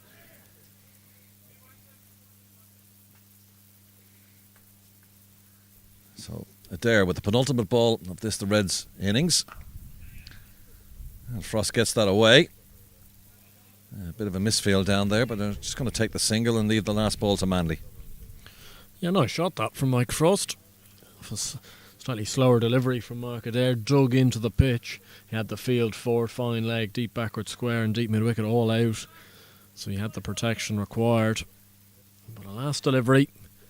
Can the Reds end with a little bit of momentum and even get to that psychological barrier of 140? It's well bowled. They're only going to get a single there. So they're going to end their innings on 137 for 9 at the end of 20 overs. At least they did use up their full complement of 20 overs. 137 138 is the victory target. Frost on 2 not out. Manley with a little cameo at the end. 23 runs from his 23 deliveries. Having won the toss, they back themselves 7 for 2 at one stage. Eventually they make 137 for 9, the Munster Reds. Injury hit Munster Reds must be added to, because we know that Curtis Camphor and Gareth Delaney already out, and they're missing their captain Tyrone Kane, who went over on an ankle yesterday, and PJ Moore is the stand-in captain today. Yeah, well, Coach Ted Williamson won't be massively happy with the score of 137 for 9, but he'll be happy with it given the situation they were in, because as I say, it gives them something to bowl at. It's going to be 7 runs and over or around for the Northern Knights, but they've been beautifully led by Harry Tector today, and brilliant bowling from Ben White. 5 wickets for him. Simply superb from the young leg spinner, who's really having a coming of age season for the Knights, having moved up there, and has been the heart of restricting the Munster Reds to 137.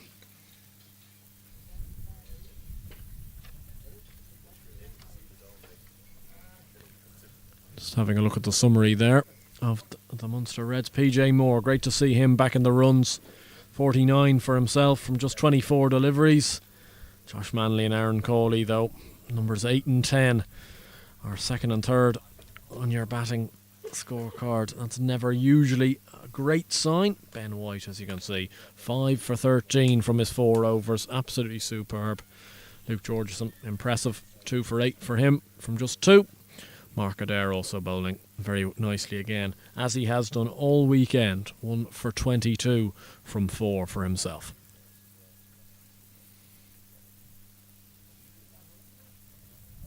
Munster Reds, as you can see, winning the toss and electing to bat, and ended their 20 overs on 137 for 9. Moore, the top scorer there, 49 from 24 deliveries.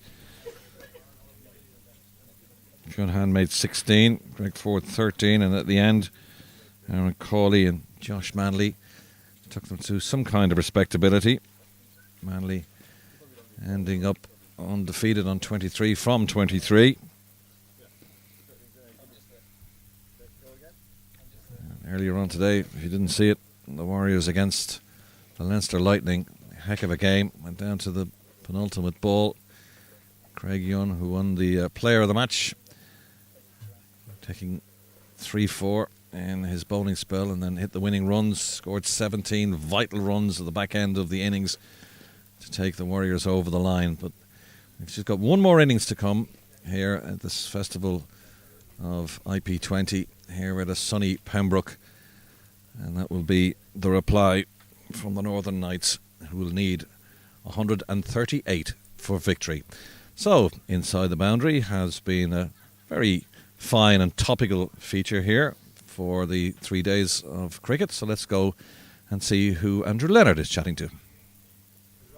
Yeah, thank you, John. Time for Beyond the Boundary. And time for another one of my little chats that we're going to be featuring right the way through this IP20 festival. Not just this week, but remember next week. Next week we move up to Breedy. 6 games in 3 days. We're going to see all 4 sides in action. And hopefully, if the weather's anything like as good as it's been here throughout the course of these 3 days, we'll have more good action on the pitch. Delighted to have today, this afternoon, Stuart Barnes, the Ireland men's assistant coach and national bowling lead. The reason I'm looking at my notes is not to remember your name, Stuart, but to remember your title. Title's all important these days. Did I get that right? Yeah, you did, but to be honest, titles are less important to me. Okay, well, that's good to know. Stuart, we're just going to start by talking a little bit about you, your background, where you've come from. You obviously played a bit of cricket, predominantly with Somerset. You're from the West Country, as you were saying there, off air, but you've really found your own niche and your own kind of home as a coach over recent years, the last decade or so. Yeah, so I would class myself as a failed professional cricketer. I had an opportunity back in 1990 to fulfil my dreams, and it didn't work out how I'd hoped. But the game was in my blood. So as soon as I realised that actually I want to be or want to have a part of in this game and to help other people, I then started looking for coaching opportunities. Started off coaching at schools. That was back in the late 90s. And then things progressed from there, and I've always been one to learn from my mistake of not working as hard as I needed to as a player, and I vowed that I would never make that mistake again as a coach. So constantly looking to learn. Fantastic sentiments, and something I think my own failed cricketing career as well, I never realised, I don't think the penny ever dropped for me. How do you get that across to young players, just how hard you have to work to make it in this great game? Well, I enjoy telling my own story, but before I choose to give my experience, I observe a lot, and because the game is there to be enjoyed, and it's that balance between allowing people to enjoy themselves and express themselves, but actually we train a lot more than we do play, and so what does what we see when they are playing reflect the way they are training? And if there's a bit of a mismatch, so for instance, if training is slack and ill-disciplined and things, that will show itself somewhere in the game, despite the fact they might be performing very well. And so I kind of see it as my job to get as close to the behaviours, the standards, the discipline in training as we can replicate a match, really. So I don't kind of go into my story a hell of a lot, but I observe a lot, and I help players essentially. Yeah, before we get on to your time here with Ireland, and indeed last summer, I want to touch on when you were with the Irish team that played those Cricket World Cup Super League matches at the Rose Bowl in Southampton.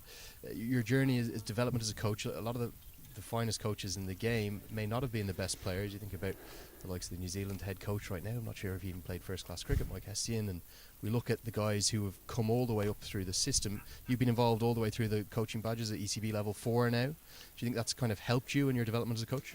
Undoubtedly. I mean, going on these courses, it's important networking. So of course you're learning in the classroom and things, but I learned a hell of a lot more in the bar, mixing it with the other candidates who are on the same course.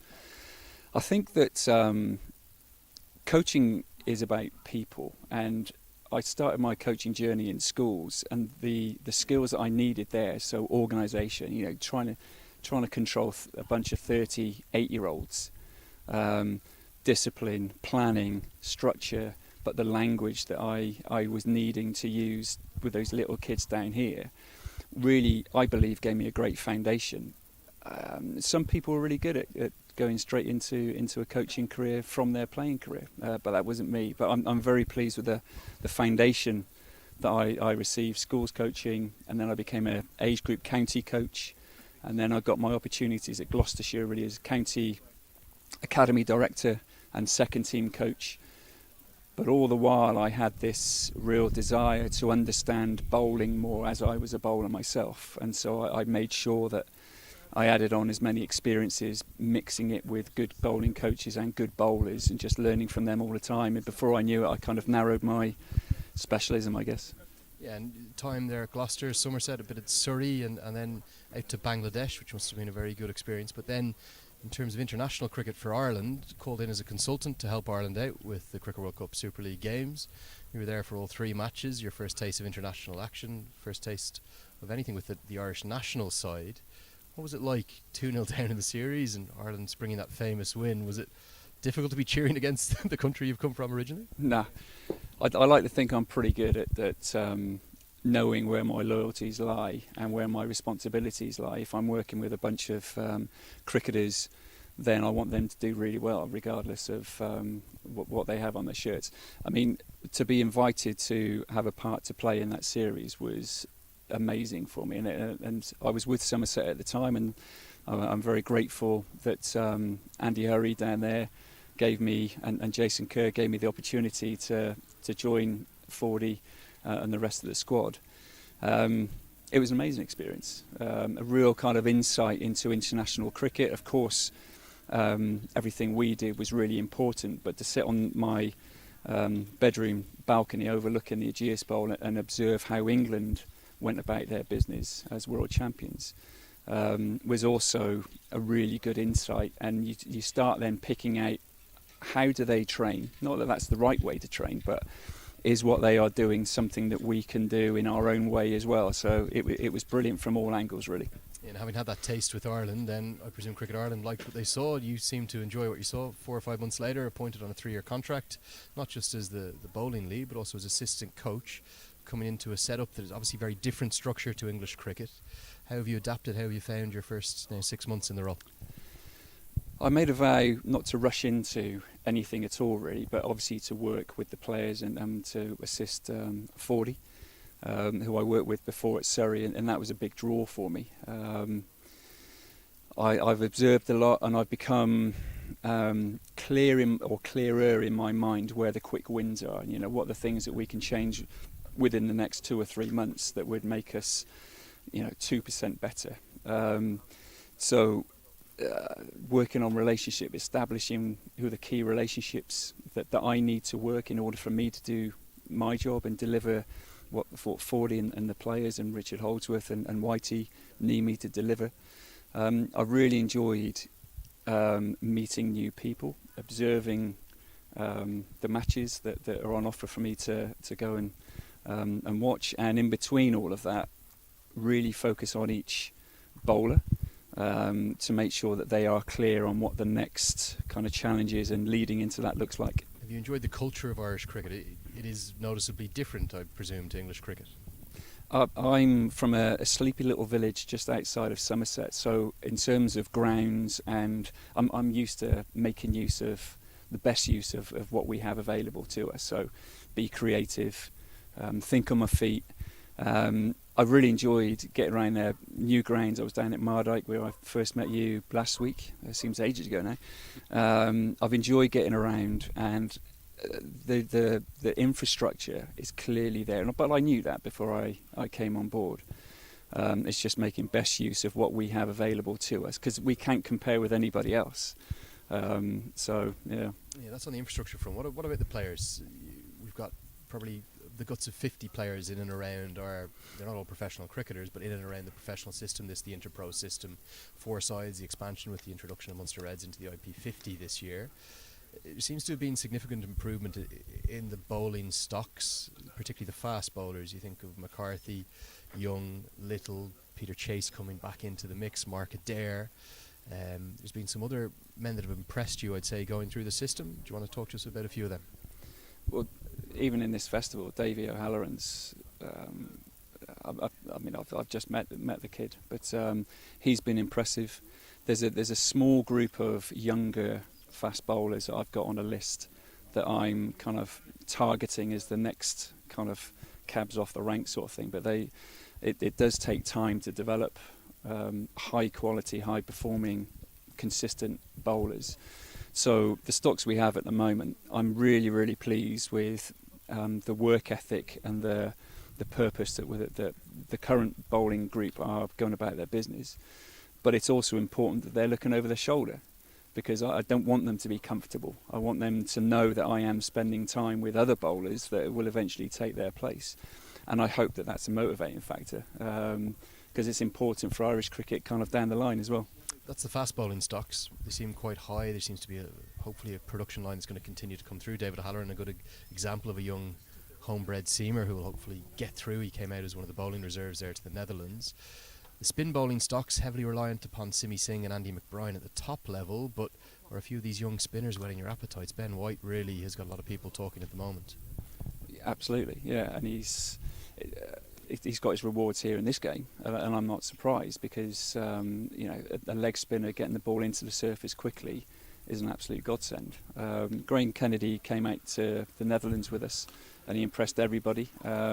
He was there for more of the experience than anything else, but the little things that we just pass on a little bit of knowledge that I've picked up on through other spinners that I've worked with and observed, and Fordy does exactly the same. And you're kind of looking for players that are open and try different things, because otherwise you'll never know if it's the right thing to get better or not. But Graham Kennedy's another one that's impressive so far. Yeah, Ross Allen impressive as well for the Northwest Warriors today. Yeah. 3 wickets for him. Your approach to coaching, your approach to bowling, you seem to be very player focused, very player centric. It's all about them. I mean, it's an easy thing to say, isn't it? But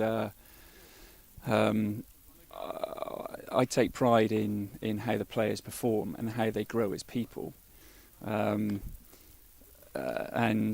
yeah, I've picked up a hell of a lot of experience of not the right formula for success, because everybody is different, but there's a few key kind of traits that really successful people, they all have. They all work hard. They all hit more balls than other people. They all bowl more balls. They catch more balls than their teammates. There's no rocket science to it, really. You kind of just speed up that formula to improve quicker than the rest. And some people get bored with that formula, but you can't change it. Ireland a test nation now. You're 6 months into the role. The honeymoon period is over, for want of a better description. But there's been some tough results for the men's team on the pitch. A 3-0 defeat out in Abu Dhabi against Afghanistan, and then a really disappointing 2-1 defeat to the associate side, the only associate side in the Super League, the Netherlands. Can you get across, A, how perhaps we're going to turn things around over the course of the next 6, 12, 18 months, big 6, 12, 18 months for Irish cricket, but also B, just the scale of the challenge that Irish cricket has to compete against the best nations in the world? Well, first of all, I think it's an unbelievable challenge that we have ahead of us. The Netherlands, we were all disappointed with the results. There were a few kind of wins in there. I mean, Harry Tector got a fighting 50 on a very challenging wicket, and there's some other. Josh Hill was outstanding. Josh was, yeah, and Youngie and Barry. We all had these little kind of spells. I guess moving forwards, it's understanding how those, when we're performing well, what is it we are doing, and can we extend those periods with the bat and the ball, and also in the field. So the commitment that the coaching team have from learning from the Netherlands is, okay, what can we do differently, and what, if anything, and how can we help these players do things better and for longer in the future. The game, I've got quite a simple kind of outlook on from a bowling side of things. You hit length in one-day cricket. You hit the top of the stumps. You hit people in the head, or a bouncer. I shouldn't say that. You hit a Yorker, and you have at least one good slower ball. So there's only 4 different types of deliveries, and working out what those deliveries look like for each bowler is important. So my job really is, okay, what can we learn? What can we do differently? And what's the 4 deliveries that you need in this game? Because if you go outside of that, you kind of, it's more luck than judgment, and if you perform well or not. You might have heard the bell in the background, so we're just going to wrap it up. But just one last question. You kind of spoke there about the scale of the challenge. Do you think there's an optimism? Is there a positive future for Irish cricket? Can we compete with these top sides, even with the limited resources that we have, maybe the lesser, smaller player pool? Can we go out and compete and be consistently winning games on the world stage? There's no reason why not. And when we're playing against the world's best, we can only get better as long as we go in with that approach. This is how we will apply pressure to this team, by doing what we do really well. What they do, ultimately, we're not in control of, but we're very much in control of what we do. So, playing against these teams, unbelievable challenge, and if we approach it the right way, we are only going to improve. Teams are going out on the pitch behind us there. You can probably see them. We thank you for your time today, Stuart. Pleasure. We welcome you to Irish cricket. Thank you. It's been only 6 months, but hopefully many more years to come. That's Stuart Barnes, the Ireland men's assistant coach and National Bowling League coach. And we are hopefully going to have a second thriller of the day. The Munster Reds are going to have to put in a sterling performance with the ball to pull off yet another surprise victory. Be back-to-back surprise victories. Let's get over to John Kenny and Andrew Blair-White, who'll pick up the commentary. Interesting insight there from Stuart Barnes. Hope you enjoyed our outside the boundary with Andrew. So, innings break. Here we go for the final innings of this IP festival, IP20 festival here at Pembroke. The target 138, modest enough, as we've seen throughout the weekend. 138 should be an easy enough target to reach. So it's going to be Matt Ford opening the bowling, and Luke Georgeson and James McCollum are the 2 occupying the crease at the moment, with 138 needed. And Andrew Blair-White, spin is king at the moment. It is indeed, especially after so many overs on this pitch over the last number of days. Entering its 6th innings now. I'm sorry, 6th game, should I say. 12th innings. Yes, indeed. So it's It's late in the day, if you're all right. So it's seen a lot, and it did start to turn in that first innings with Ben White taking 5 for 13. Interesting that the Munster Reds have opted for spin.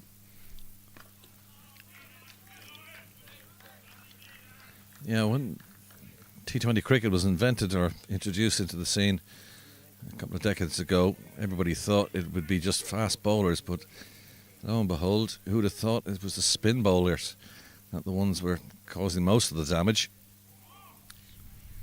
He likes to improvise, does our Mr. McCollum. A lot of the times looks for ramp shots or dilshans, as they used to be called. Try and flip it over the wicket-keeper's head. Very expansive bowler as well.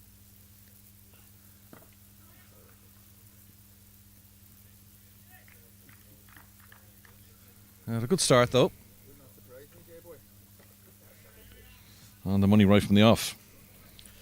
Indeed, and the Munster Reds just have to try and build a little bit of pressure here. That's the only way they're going to have a chance in this game, is if they can build pressure and potentially take early wickets and get themselves into the Northern Knights middle order. Try to expose that middle order a bit. The way Matt Ford has started here is exactly the way his captain PJ Moore will have wanted him to be already getting a little bit of pressure, a couple of dot balls, just trying to create that full shot early. Well, there could be an immediate dismissal, a loud appeal, and they run through for the leg bye, and a shy at the stumps is all going on off there, but umpire not impressed by that, although there was a loud appeal by the Munster Reds at the end of that over, and they survive, and it's 2 without loss. In fact, there's 1 to come, isn't there? No, that's the end of the over. Yeah, 3 without loss now. Well, that was a very loud appeal. And, the finger didn't go up. It sounded to the naked eye like there was 2 noises, I reckoned, and Paul Reynolds, unsurprisingly, has not signalled anything which would indicate he believes it to be runs, and Luke Georgeson gets down the other end and moves on to 2. Looked a tight one. If he hadn't hit it, it was out, but it certainly seemed and it sounded like there may be those 2 noises, which I think has saved Georgeson on this occasion. We've Aaron Cawley opening the bowling from the Willfield Road end. Have been really impressed with them this weekend. Aaron Cawley bowling with good pace, taking good wickets in the process as well, knocking stumps out of the ground. Everything you want to see from a young fast bowler. Yeah, not from a traditional hotbed of cricket. A horse and jockey in County Tipperary, the 21-year-old. Plays his club cricket for Phoenix. And immediately beats the outside of the bat. Georgeson looking to run that down.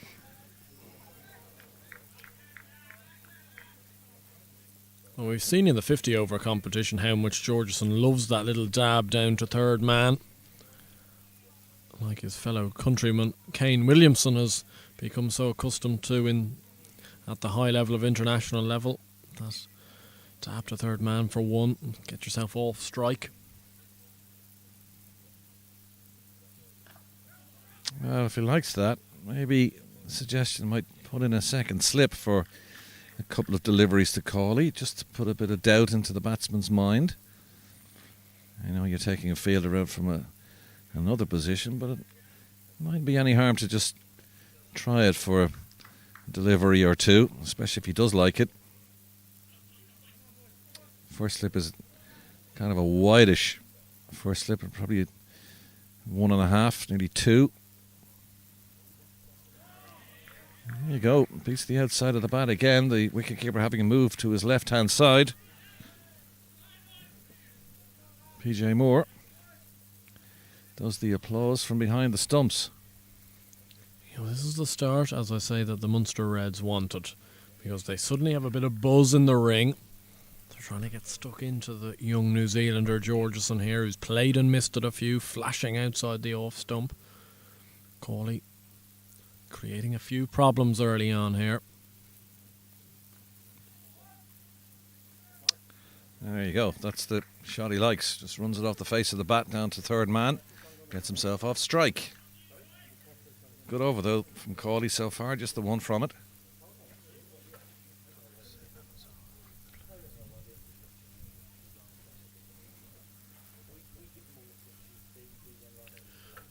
James McCollum's had a good weekend so far though.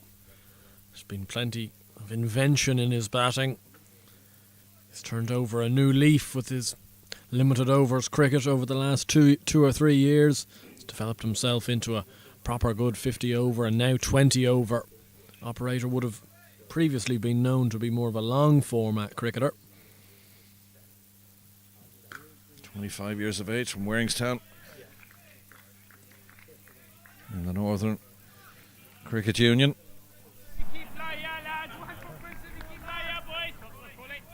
Made his debut for Ireland in February 2019. Little spell with Durham as well. This is good stuff from Aaron Cawley, just the one from it so far, but with such a small total to chase down, they can take the time early and inside edge, and he's gone just for one, and that's the first one back in the hutch, and a very successful over from Aaron Cawley, just the one run from it, and at the last ball of the over he gets his man. Yeah, seriously good from Aaron Cawley, and he's really pumped up. He lets McCollum know about it as he runs past him. A little thin edge on that. McCollum trying to advance down the pitch, but Aaron Cawley very good with his lines, and he's gotten an early wicket, and that's exactly what the Reds needed. They need early wickets in this power play if they're going to have a chance in this. And a big wicket of McCollum just for one, 4 for 1 after 2. McCollum's gone in the big hitting room. Pretorius, the 30-year-old from East London, Cape Province in Africa. Moved to Northern Ireland back in 2019.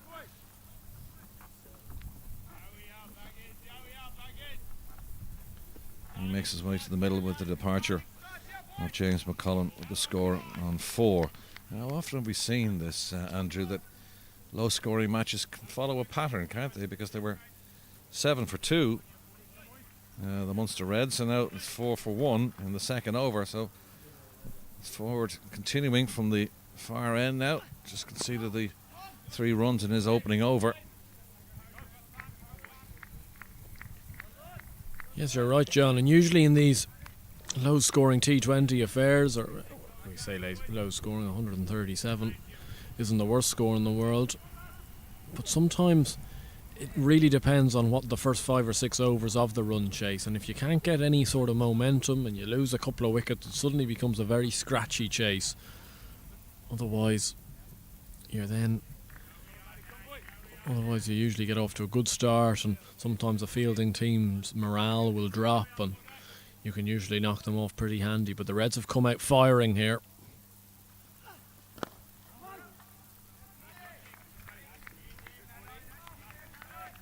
And with the amount of spin that the Reds have available to them, we know Mike Frost with his left arm spin, Mitchell Thompson into the team today, leg spinner. That was oohs and ahs out there. Very extravagant bowler, isn't he, Matt Ford? A little skip and a jump and a hop before he delivers.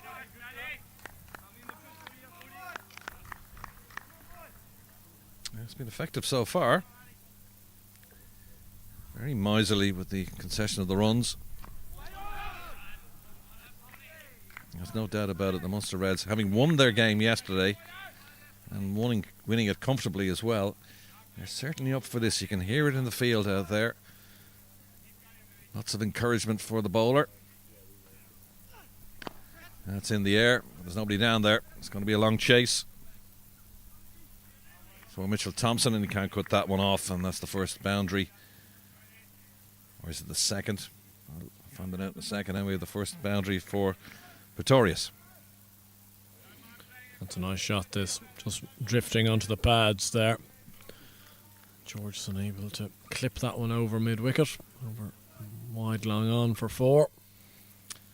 Yeah, disturbing the girls with the Prosecco down there. That's one that cracked away square, the wicket behind square indeed. That's a lovely shot. So having just opened up in the previous delivery, this one better shot behind square and 2 consecutive boundaries just eases any little pressure that they may have felt early on. Yeah, it was just a poor ball from Matt Ford to finish off his over. He bowled a very good over up until then. You wouldn't have minded him getting hit over mid-wicket. That's a good shot from Georgeson. That one was just a drag down, and unfortunately he doesn't have the field for a drag down. But Aaron Cawley continuing now, and we'll be looking for a second wicket in this opening spell. So good throughout this weekend, really bowling with rhythm from the Willfield Road end. Big appeal. Not given. Bowler can't believe it. Hands on head.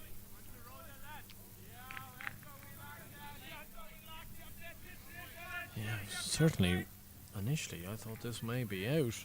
No, but it is going down the leg side. That's a very good call from Alan Neal, standing at this end.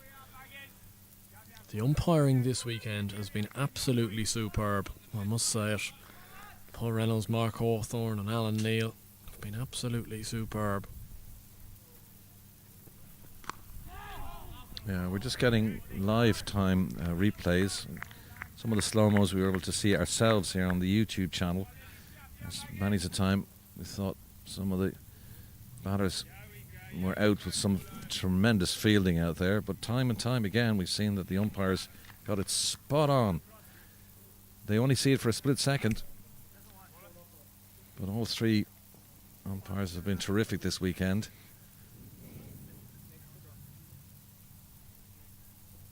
George is on to 12. Pretorius on 1. Cawley's been impressive in his opening spells thus far, asking questions of the batsman, taking a wicket as well, getting McCollum in the previous over, caught behind. Again, this is the outside of the bat. Kept a little low, that one. He's certainly causing issues here, Aaron Cawley. He does obviously have that slightly cocked wrist on release point, which pushes the ball away from the left-hander and into the right-hander. That's why you see him get an awful lot of clean bowls or LBWs to right-handers, and potentially more kind of nick-offs or nicks to slips or gullies with left-handers. It's just the way he predominantly bowls. That's the first real wayward delivery for him. That's a wide down leg side.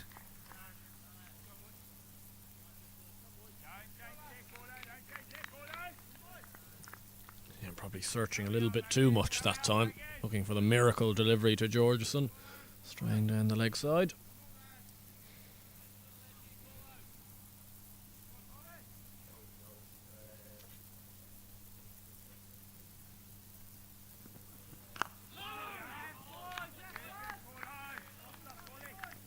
That's better, that's the length, that's the line.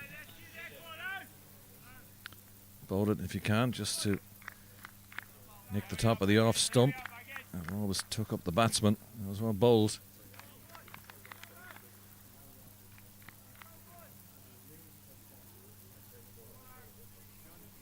They're the most encouraging side I've heard this weekend. Munster Reds encouraging each other, clapping, applauding, cheering each other on. That's a wide one and 2 wide for the umpire.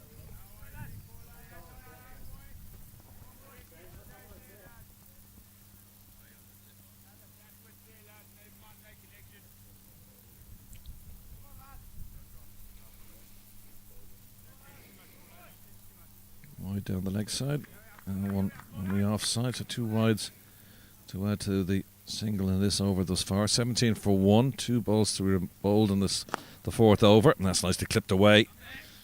Will it run all the way down to the boundary rope? Yes, it will. It just gathered speed as Murray Cummins chased after it. He couldn't do anything about that. A brave dive forward maybe would have stopped it, but it was certainly gathering speed as it headed down towards us. But a nice shot. Yeah, a really lovely shot from Luke Georgeson. Just clipping it away beautifully off the pads. Bisecting mid-wicket and mid-on. Quick single, shy at the stumps, and he was home safely. That's good running. Pushed and run immediately. That ends that over. 22 for 1 at the end of 4, needing 138 for victory. Little wobble with the score just on 4 with James McCollum out for 1. Well, they've added 18 runs now. This partnership, Pretorius, just the 2, but Georgeson, that was a terrific shot. Taking him score to 17 off 15 deliveries, and the run rate at this level of cricket is fine and dandy. 7.25 is what they require. And a change of bowling now. Matt Ford is going to be replaced at the far end by Josh Manley. Yeah, Josh Manley, who's been so impressive for the Munster Reds this year in the 50-over format. He's a likeable type of bowler, constantly looking to take wickets. Runs in very hard. He's got nice natural shape and movement as well. Be looking to try and bring the ball back into the left-handed Georgeson, who's looked very good again. Stylish at the crease. Seems to know his game superbly for such a young man. Obviously has played four-day cricket over in Wellington, and you can tell his technique looks solid, looks robust.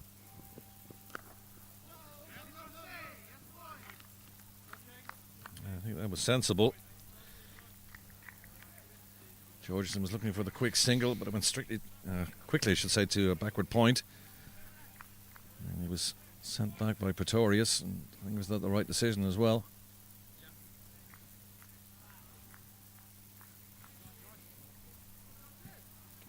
At 6 o'clock Irish time, we can hear the peals of the bell in the church.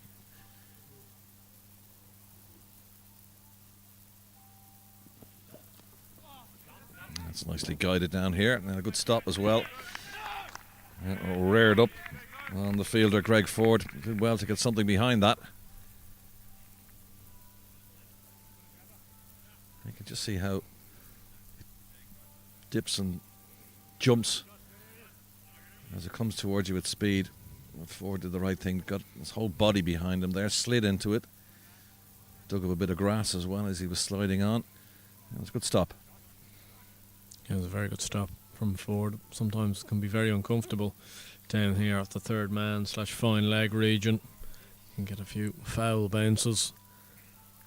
And it's running off the bat very quickly as well. So he's done well there and has kept it to a single as well, which is equally as important. So Graham Ford, the Irish coach, played for Leinster Lightning for a while too.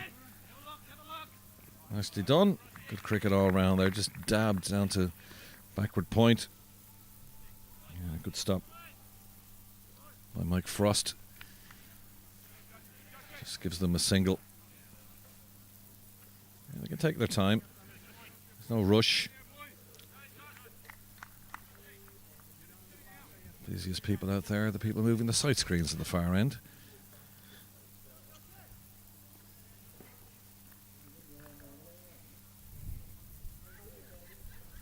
Manley to continue around the wicket. Nicely done. That's well run. Immediately his partner saw that he was running to the danger end and took off immediately though. That's good running. Yeah, very good running and good understanding between the two. Good to see.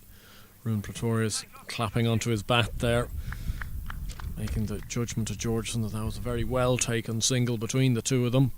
Always good as a batting unit when you can sneak some of those.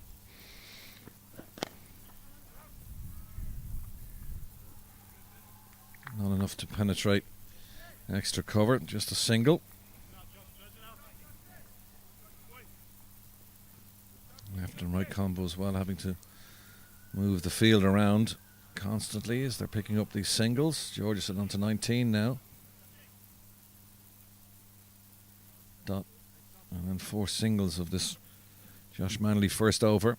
He's been also changing the angle of his attack, going around the wicket to the left-hander.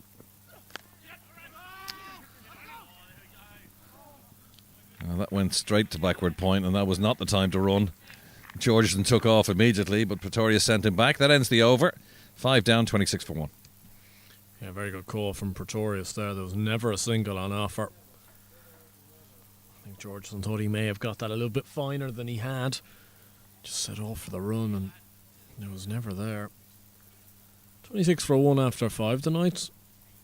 They can afford to be going at this run rate because they know with wickets in hand they should be able to manage it. But at the same stage, the required run rate already gone up from under 7 when it started to nearly 7.5 now. And you just don't want these things to just creep on you and almost allow things to happen and then have to react rather than being proactive at the crease. You want to be ahead of the game, and sometimes it will take an over or two, a good over or two, and they'll be back ahead of the game. But Fionn Hand coming into the attack for the first time today. Immediately cramps up Pretorius. Thanks for all your contributions to our Twitter feed and all our social media platforms. It's been great to see the figures and the numbers watching from all around the world this festival of cricket here at Pembroke in Dublin. It's the final innings of the 6 matches in this opening IP20 series. Move to Breedy next week, September, for the final one. They may even squeeze another one in before the World Cup. But this has been an excellent couple of days cricket. No rain interruptions. Weather is set fair. Got a smallish crowd in, but there's only 100 allowed in due to COVID protocols at the moment, but at least we've got some kind of crowd in. Very well organised. All the tents away to our right-hand side, I should say, in various colours of blue and orange and yellow and red. Bars open. Opening day here, we had a good contingent in from Mullingar Cricket, making plenty of noise. Certainly has been a pleasure to be here. And we got a real thriller in the last game, and who's to say that this one will go down to the wire as well, or won't go down to the wire as well. But I certainly have enjoyed my time here. Georgeson on 19, Pretorius on 5, halfway through the 6th over. I must say, those Mullingar contingents certainly hold the mantle of the noisiest supporters of the weekend. They certainly had a grand old time on Friday. Didn't mind who they picked on, which was funny. We all got the bird.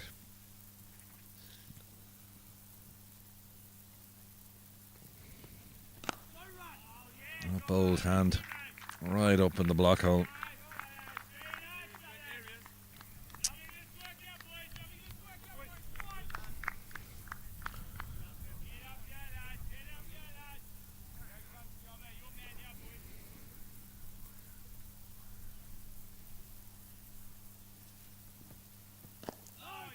Another former Leinster Lightning man, Fionn Hand, the 22-year-old from Dublin. In fact, made his debut for the Lightning in the 2019 Interpro Series. But this distribution of players now has him playing with the Munster Reds, introduced into the IP50 this year for the first time. They have been and never present in the 20-over format of the game. Won't get a second one there. Good feeling, good arm from Mitchell Thompson. Yeah, very good from Mitchell Thompson. Very good from the Munster Reds as well.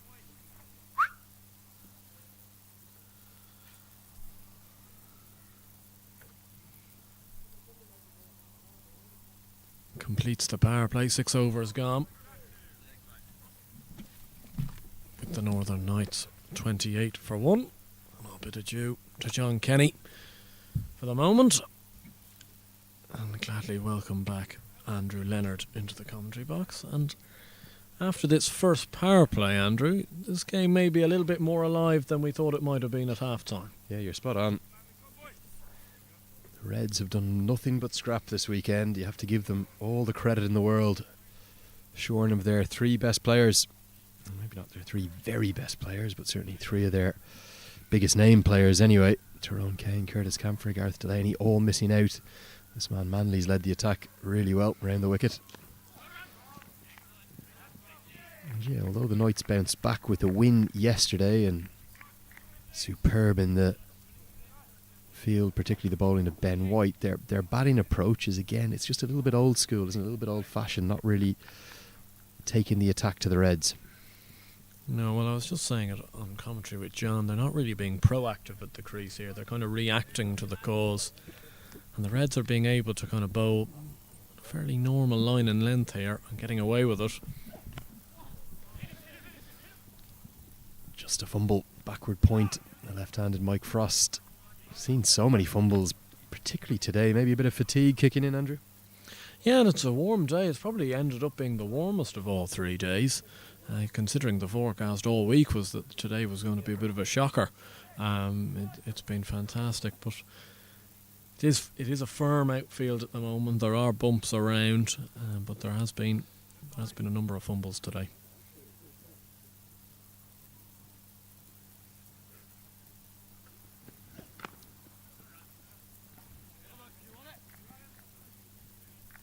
Just another single to the total.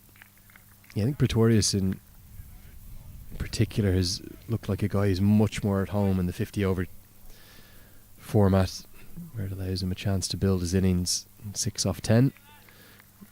Required run rate just coming in as a factor.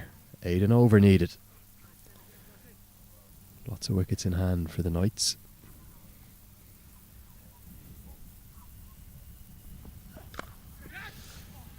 It's hit like a tracer bullet. That's more like it from Georgeson. Overpitched from Manley. A really good shot. Good timing from Georgeson. Smashes it through the offside for 4. And that'll help relieve some of the tension building in the Knights camp. It was a half volley from Manley. It deserved to be put away, but Georgeson has hit it on the up through extra cover. Excellent boundary for himself. Brings himself onto 25. And there was a width that really cost Manley there. Direct hit's going to be close. Mike Frost can't affect that from backward point. Pretorius got a very quick call in. It's that area that often causes confusion in the running between the wickets. Backward point, is it the striker or the non-striker's call? But Pretorius was quick through. Gets through for the single. 7 runs from this over. That's in and around what they need. It usually depends how well you know your partner, those calls at backward point. Some people able to just almost go on trust. And there's the power from Pretorius. Again, it doesn't quite come naturally to him, does it? But he gets it away. Hands on the hips from Manley. He felt that should have been straight to the man on the edge of the circle and just a single, but he's got it straight of him. Almost a straight slash down the ground. Mid-off, can't cut it off. And as I say, it just goes about relieving pressure there for the Knights, who move on to 39 for 1 after 7. And the run rate required 7.62 at this stage, as Fionn Hand bowled an excellent first over. Now look at these run worms, they're almost diametrically opposed. Believe it or not, that's the Reds on top. They were surging ahead at this stage, smashing the ball to all parts, particularly PJ Moore. 49 off 24. It's been a much slower start, but just in that over there, a little bit of growth for the worm. Fionn Hand back into the attack. He's had an impressive weekend.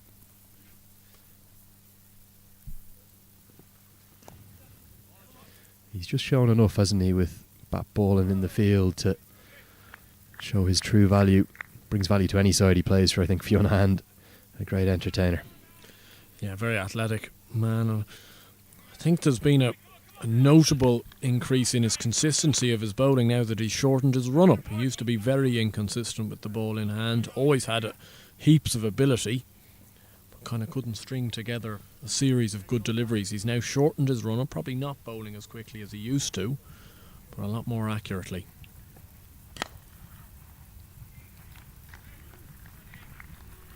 Straight to the man at mid-wicket, no run there. You're going to have to talk to Fionn Hand after today's game. He's always at those That shirt, always at his muscles, isn't he? A bit like Rafael Nadal when he's always tucking at his shorts. I wonder what he's doing. Fionn Hand. The guns are probably too big for the shirt. That's what he's going to tell me, I reckon. Slower ball, brilliant. So nearly castled round Pretorius. And that's why you get the yelp from Fionn Hand. It was an off-cutter. Actually, a little bit of turn from that off-cutter as well. So nearly hits off stump, Andrew. Yeah, really good bowling from Fionn Hand, completely deceiving Ruin Pretorius, who, as you say, Andrew, just not looking particularly at home, trying to play these sort of big shots. The run rate just ever so slightly getting away from the Knights at this stage of the game. That one is going to be a boundary to ease some of that pressure. Just a little bit over pitched, full into the slot. And the elevation. Pretorius gets it away for 4. Yeah, it's the length more than anything from Fionn Hand. It's right in that hitting arc of Pretorius, and he's able to get enough elevation to get it over extra cover. As we've seen all weekend, when you're beating the ring here in Pembroke, it's always running away for 4. It's a high scoring ground when the conditions are like this. Could this be a chance down at third man? It is. And it's held on to. Fionn Hand screams and we see a big celebration. Haven't seen too many of those this weekend. He's sprinting down to third man. The high fives come in. The Munster Reds have a second and they have Pretorius. They're in this game. They're fighting hard, the men from Munster. Yeah, he's gone for the shorter option, Fionn Hand, and it's a thick edge from Pretorius. It's a very good catch from Matt Ford down at third man. Those are ones you're not really expecting. They can spiral down towards you and dip on you.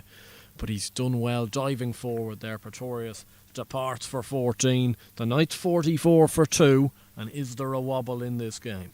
Yeah, could well be. You couldn't quite see it on the pictures you'll have seen there at home.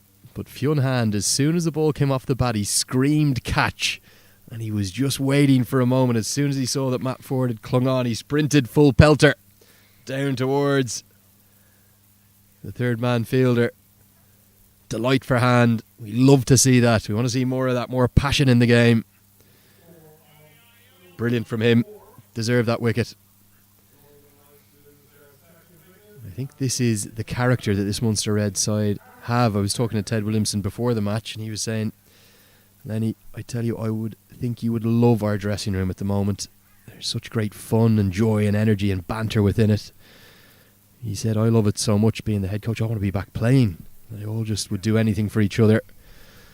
And the sum of all parts is adding up to make them competitive. They're shorn of probably their 3 best players. Cricketers being asked to perform roles they're perhaps not used to.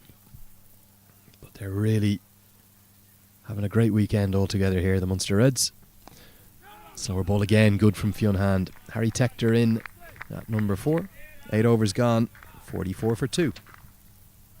Yeah, and Harry Tector, the Northern Knights captain, has a job to do here.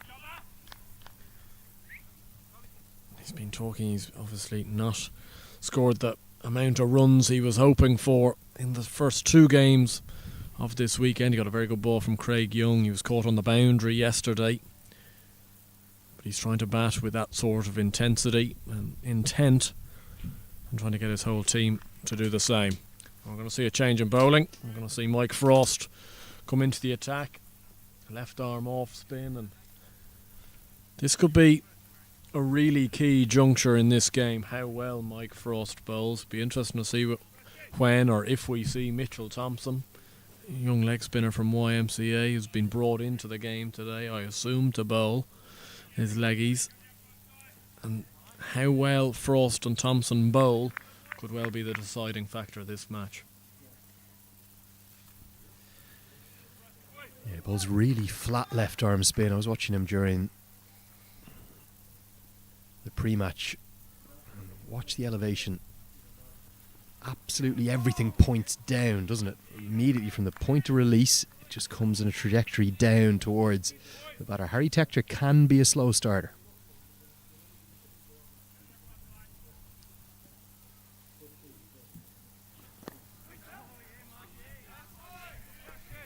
Yeah, it's a good start from Frost.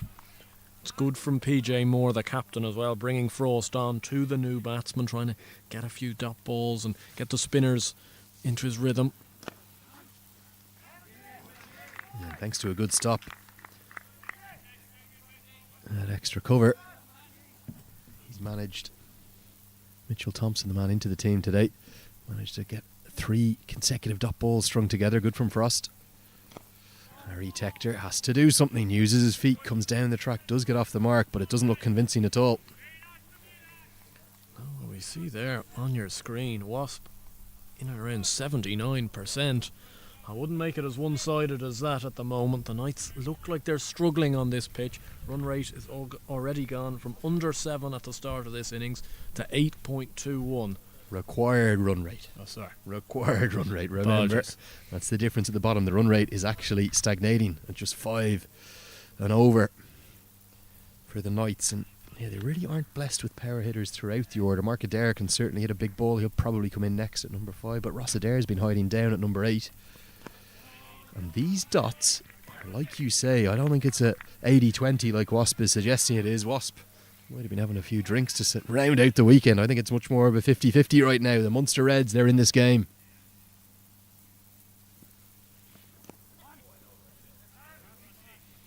Great over.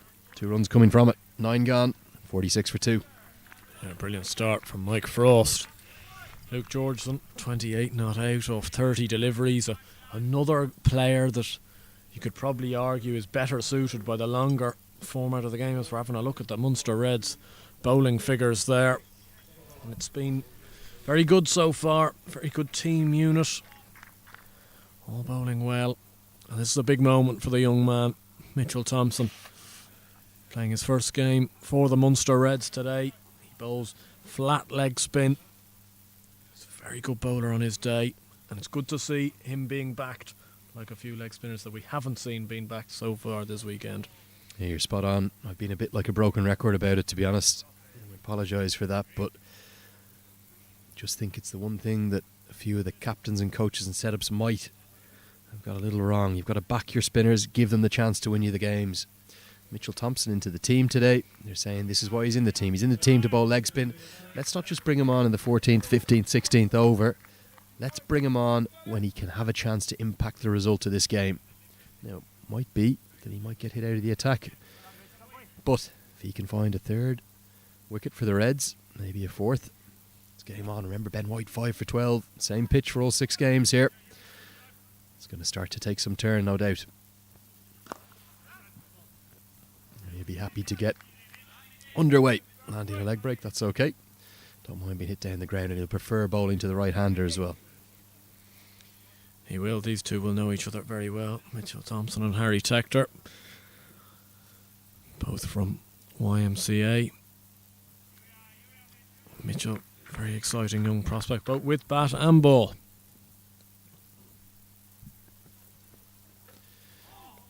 Just errs down the leg side. That one will be signalled wide by Alan Neal. Alan Neal standing with Paul Reynolds, of course, today. Helen Caird and Judy Cohen. Our 2 scorers. Kevin Gallagher, the match referee. Bit of a drag down. Hit into the deep, but that's what you can do in T20 cricket. You can give your leg spinner protection. So poor delivery. Tector, frustrated he didn't get it. Finer of the man out of deep backward square leg. Only the single. Well, also he's been brought into the attack when the required run rate is at 8.3. So he does have a bit to work with. He has a few runs to play with. It's a real drag down. That's an old-fashioned long hop. But good work. This could be tight with a good throw. It wasn't a good throw. Murray Cummins made good ground initially to his left, but even though he picked up clean, he just took a little while to release the delivery, to release the ball even. And that was a poor piece of fielding. I reckon if he'd picked that up cleanly and got the throw in over the top, Harry Tector was struggling. It could have been. Tector very keen to try and get back for 2 there. And he is a quick runner between the stumps, but as you say, Andrew, if that throw had been right over the top to Mitchell Thompson, he could have been struggling. Much better from Thompson. First one he's really landed where he was probably intending it. Huge nerves for the young man. Making his T20 debut today. One of the youngest players on show across this IP20 weekend. Smashed down towards us. And dropped by myself. I put it down. Unfortunately, I got half a hand to it. I saved Andrew Blair White's head. And I've lost his microphone. But that was smashed high and handsome right into my very hands, and I've put it down. Shocking from your commentator, but I think I've saved my partner. Andrew Blair White was about to hit him in the head. I was going for the reverse cup underneath you, Lenny. Super shot, and I'll tell you something. I'll tell you firsthand just how hard Luke Georgeson hits the ball. I'll be calling for ice, please, in a moment. I've shelled that like the very poor cricketer that I am. 10 overs gone, the halfway stage of the chase, 57 for 2. Yeah, good shot from Luke Georgeson. And probably if there was a explanation why me and you, Andrew, are on the commentary box rather than on the pitch, it was probably that little last 30 seconds of action. It was a bit more panic from you than it was from me, I think. I was taking it very easy here. I was going reverse cup in the chair. I was worried about you. You were my damsel in distress to my right, to be honest, Andrew. I thought that was going to cannon into your head. So I went full length to my right, but I did put it down. I think just out of the sight of the camera. Good work, lads. You missed that. Appreciate that. Michael Frost back into the attack here. Continuing, that's a glorious shot from Harry Tector. We spoke about how he does take just a little while to get underway at points.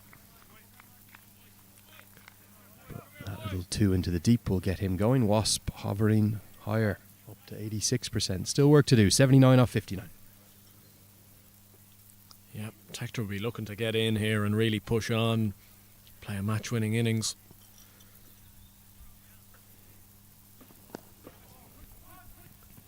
Push is the call from Harry Tector. He's quick between the wickets. So was Luke Georgeson. 2 very fit young men. But good work in the deep. Quick off the mark was Jack Carty out at long on. We maybe see a few overs of Carty, do you think, as well? Yeah, potentially so. Depends really how much backing they have of their spinners. You know, whether Frost and Thompson are going to bowl their allocation. You know, I assume Mike Frost probably will. Mitchell Thompson, how many do you give him? Heaved into the sky, and it's going to go all the way. Not quite high and handsome enough to go past that dart that you might be able to pick up on the camera as it just zooms by.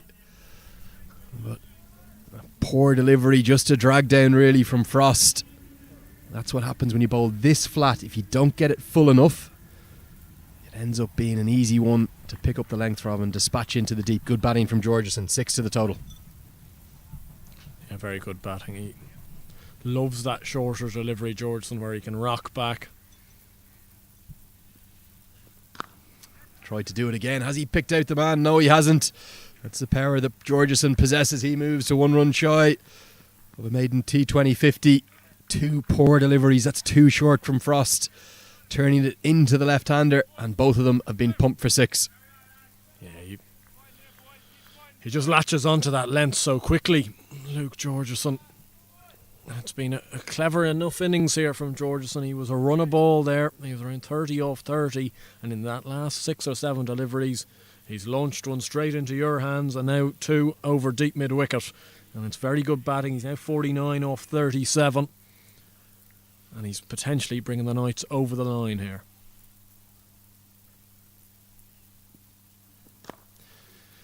Tries to repeat the dose, but can't quite get there. But it will be a maiden T20 50 for the Kiwi, Luke Georgeson. A fantastic knock. 50 from 38 deliveries. Fine start to his career with both Wellington down in New Zealand and now here with the Northern Knights. A young cricketer of great talent. And he's brought up 50 from 38 deliveries with 4 4s and 3 6s. Yeah, very good innings. Good to see Tector now rotating the strike. An expensive over from Frost. Potentially a momentum swinger, that over.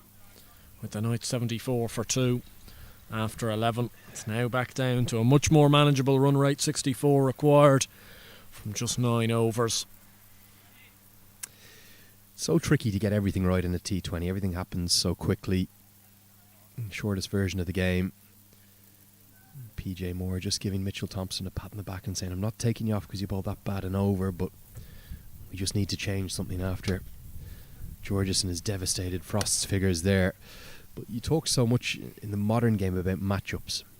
And the matchup of a left-arm spinner bowling over the wicket to a left-handed batsman who's got good power, good potential to hit the ball firmly into the leg side, that's not a good matchup. No, it's not. And sometimes as a bowler, you've just got to try and get him off strike there. And you've got to bowl to your field. Or try and do something a little different, as that one's signalled too short. So it's going to be a wide going over the head of Harry Tector. Come around the wicket, close off his angles, dart it into his pads, just get hit for a single. 2 sixes have taken the game heavily towards the Knights' direction. Frost, a young cricketer, he'll learn. PJ Moore captaining the side today fully for the first time. But that matchup there, I think Ted Williamson will look back on that when he's doing his analysis. Go, oh, hold on, did we actually make the right decision to keep Frost on there? Or should we have gone to a seamer and maybe looked at an off-spinner to bowl to the left-hander if the left-hander's on strike? What's wrong with making the decision based on whether it's the left-hander or right-hander on strike at the start of the over? Well, that's where you've got to be very proactive in T20 cricket as a captain and have all these ideas in your head, whether you could have brought back on Matt Ford even just for one over, try and rush a few dot balls through. He gets through his overs very quickly. I understand the logic behind obviously giving Frost his second over, but his first over has just gone for 2. Yeah, the problem is the second one's gone for 17. Good recovery from PJ Moore, and look at Fionn Hand. Every single time he's continuously involved, isn't he? So many bowlers there would have turned and gone back to their mark. Fionn Hand sprints up to the stumps, gives his captain, his keeper a hand, make sure they don't get through for a single for the bite. He's an all-action cricketer, Fionn Hand, and a man that's really, really increased his reputation over the last week or so. Direct hit's going to be really close. He can't find it. The left-handed Frost at backward point was quick to the ball, picked it up cleanly. I think this was gone. Let's take a look, Andrew. Yeah, very hard to know. Tector set off immediately. There wasn't any hesitation there. I think Tector may well have just been okay there. Very hard to know at that full speed replay. It certainly looked like he was getting very close there, Tector. He made good ground. Push is the call here. They're going to look for 2. Carty picks up cleanly. The throw comes in. Takes the stumps. Takes the bails off the stumps. Can't prevent him from getting back for 2. Yeah, just taking a look at the slowed down speed on the YouTube in front of me. Would have been very close. Would have been another one that the umpires would have wanted to send upstairs to the third umpire if they could have. Indeed. I was only saying when I was on commentary with John a few overs ago, though, I've been so impressed with the umpiring throughout this whole weekend. An awful lot of those calls have been extremely close, and we have the benefit of watching replays, watching slow replays. And yet the majority of the decisions have been correct all week, and it's been absolutely superb from Paul Reynolds, from Mark Hawthorne, Alan Neil. Some of the best Ireland has to offer. Yeah, Roddy Black as well, of course. Paul Reynolds probably the standout of the weekend for me. A couple of really difficult decisions. Looks like he's got them all spot on. A few questionable ones on some short ball bouncers and some wides, but we'll forgive them that. Yeah, not easy as well. 2 games in the day for each of these umpires as well, of course. Right into the block hole. Good from Fionn Hand again. Looks to me to be just bowling perhaps half a yard quicker today as well. Seems to be really enjoying his cricket. I know his family are watching on. His mum, his dad and his sister down on the wall there. So 12 overs gone. 80 for 2. 58 off 48. The Knights should do this at a canter. Are we going to see a twist and turn? Who are the Reds going to turn to? Well, it's good to see that they're going to bring Mitchell Thompson back into the attack, this time from the St. John's end. Probably a little bit more forgiving in terms of a bigger leg side hit. And he's going to be bowling to the right-handed Tector as well. So Thompson can get into rhythm here. We all know how much leg break bowlers can influence the destination of games, depending on how well they bowl. And it's a big chance for the young man to really influence this game in a good way. Can he find a breakthrough? Yeah, this is the end. Ben White bowled all his overs from the St. John's Road end. It's good from Thompson. Tector down the track immediately, trying to take the aggression to his YMCA club teammate. Thompson responds well.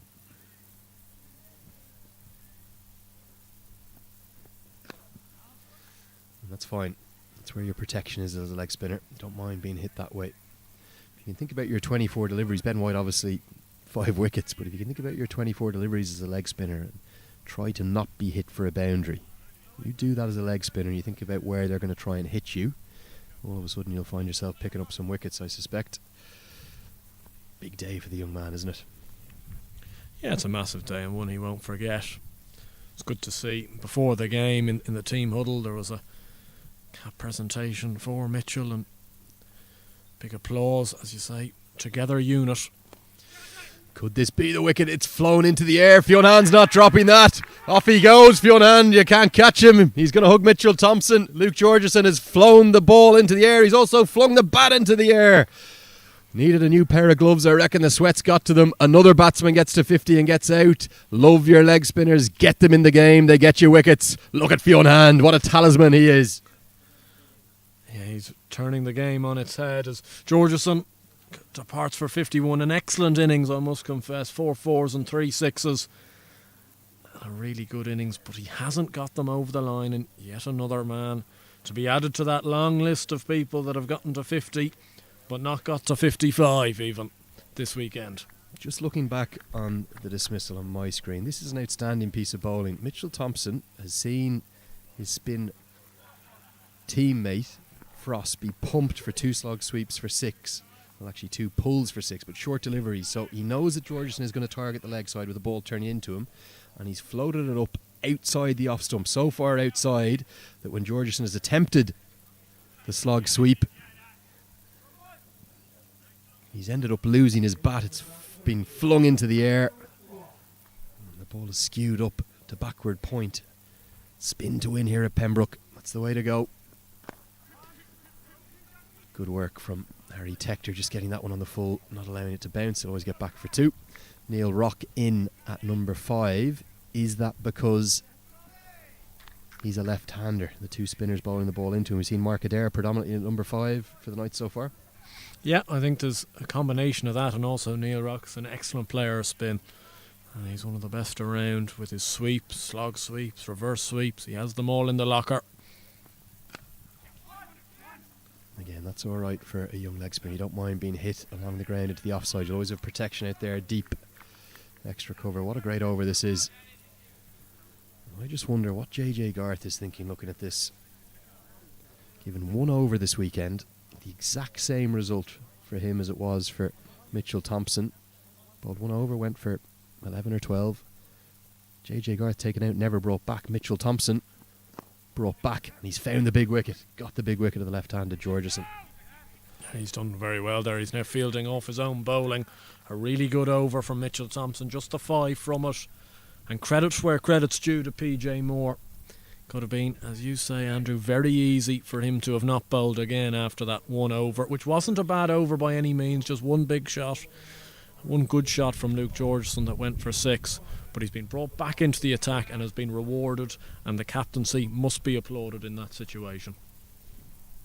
Yeah, superb from PJ Moore. And the best part about it as well, you saw when he took him off from the Wilfield Road end, he went over to him, had a word in his ear. I've no doubt he was saying, don't worry, that wasn't a bad over. I'm going to take you off and change your ends. And it's worked the oracle. Thought we might see Jack Carty at some point today. We will see Jack Carty.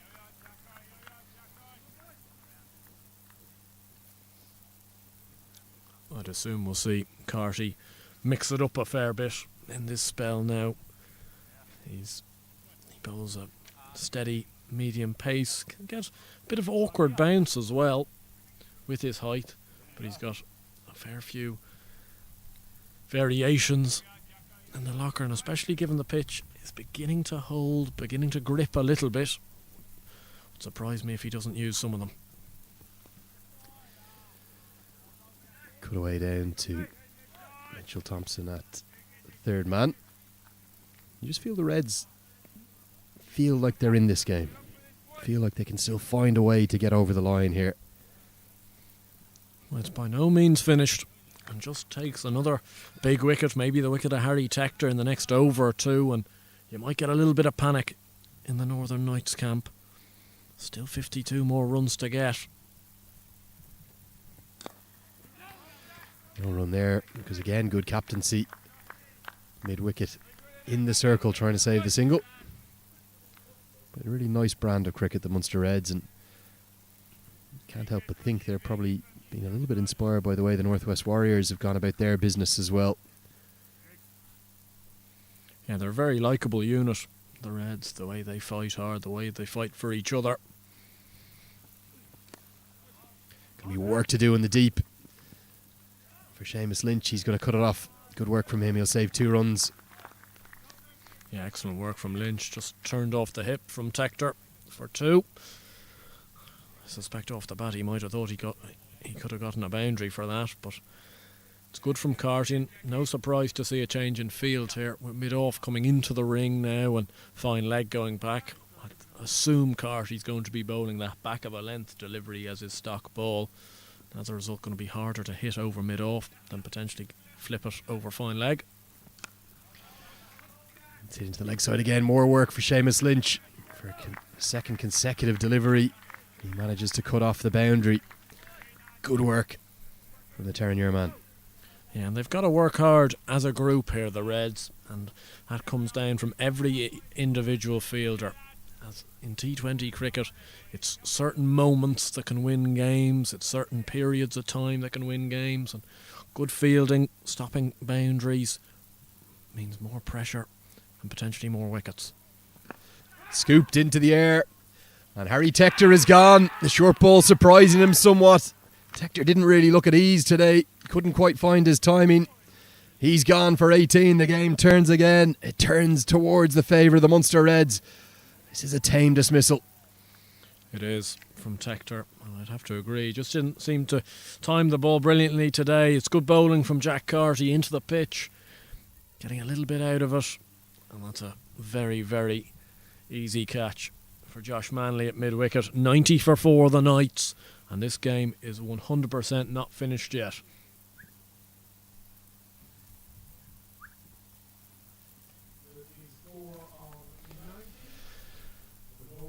So will it be Mark Adair? That's the big question. Are they going to go to the power hitting option? It is indeed going to be Mark Adair. 48 to win off 37. There's shades of our first game today. I suspect the equation wasn't altogether too dissimilar, to be honest. Obviously a lower scoring game here, but it's been a real extravaganza of T20 cricket this weekend.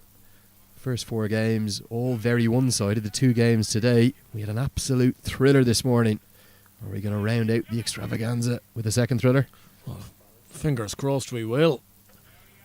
Really, you have to tip your cap to the Munster Reds. They've really no right to be in this game, given they only scored 137, but even that 137 was brought about from good batting from Aaron Cawley and Josh Manley at the end. Could have easily just, rolled over and been bowled out for 105, game is over.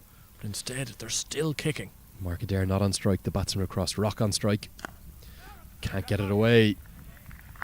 6 overs remain. It's 90 for 4. I'll bid farewell to Andrew Blair White. I'm sure we might hear him next week with us up at the festival. Thank you, Andrew. John Kenny's going to come in and join me for the remainder of this match, the 6th and final match of the weekend. Been a fantastic weekend of cricket. The results have certainly not been predictable either. I don't think anyone could have predicted the 2 results we had yesterday. 2 big upsets. And John, it looks like we're going to have the grandstand finish that we were all looking for. We wanted a close finish. We got a cracker earlier. We're going to get another one here. Yeah, a small total, relative in T20 terms, of 137. But you usually find that games follow the pattern of the opening innings. And today, with the, as you mentioned, the opening match here between the Warriors and the Lightning going down to the penultimate ball, this is following a similar pattern. Although it's a low-scoring game, Munster Reds are fighting like dogs out there.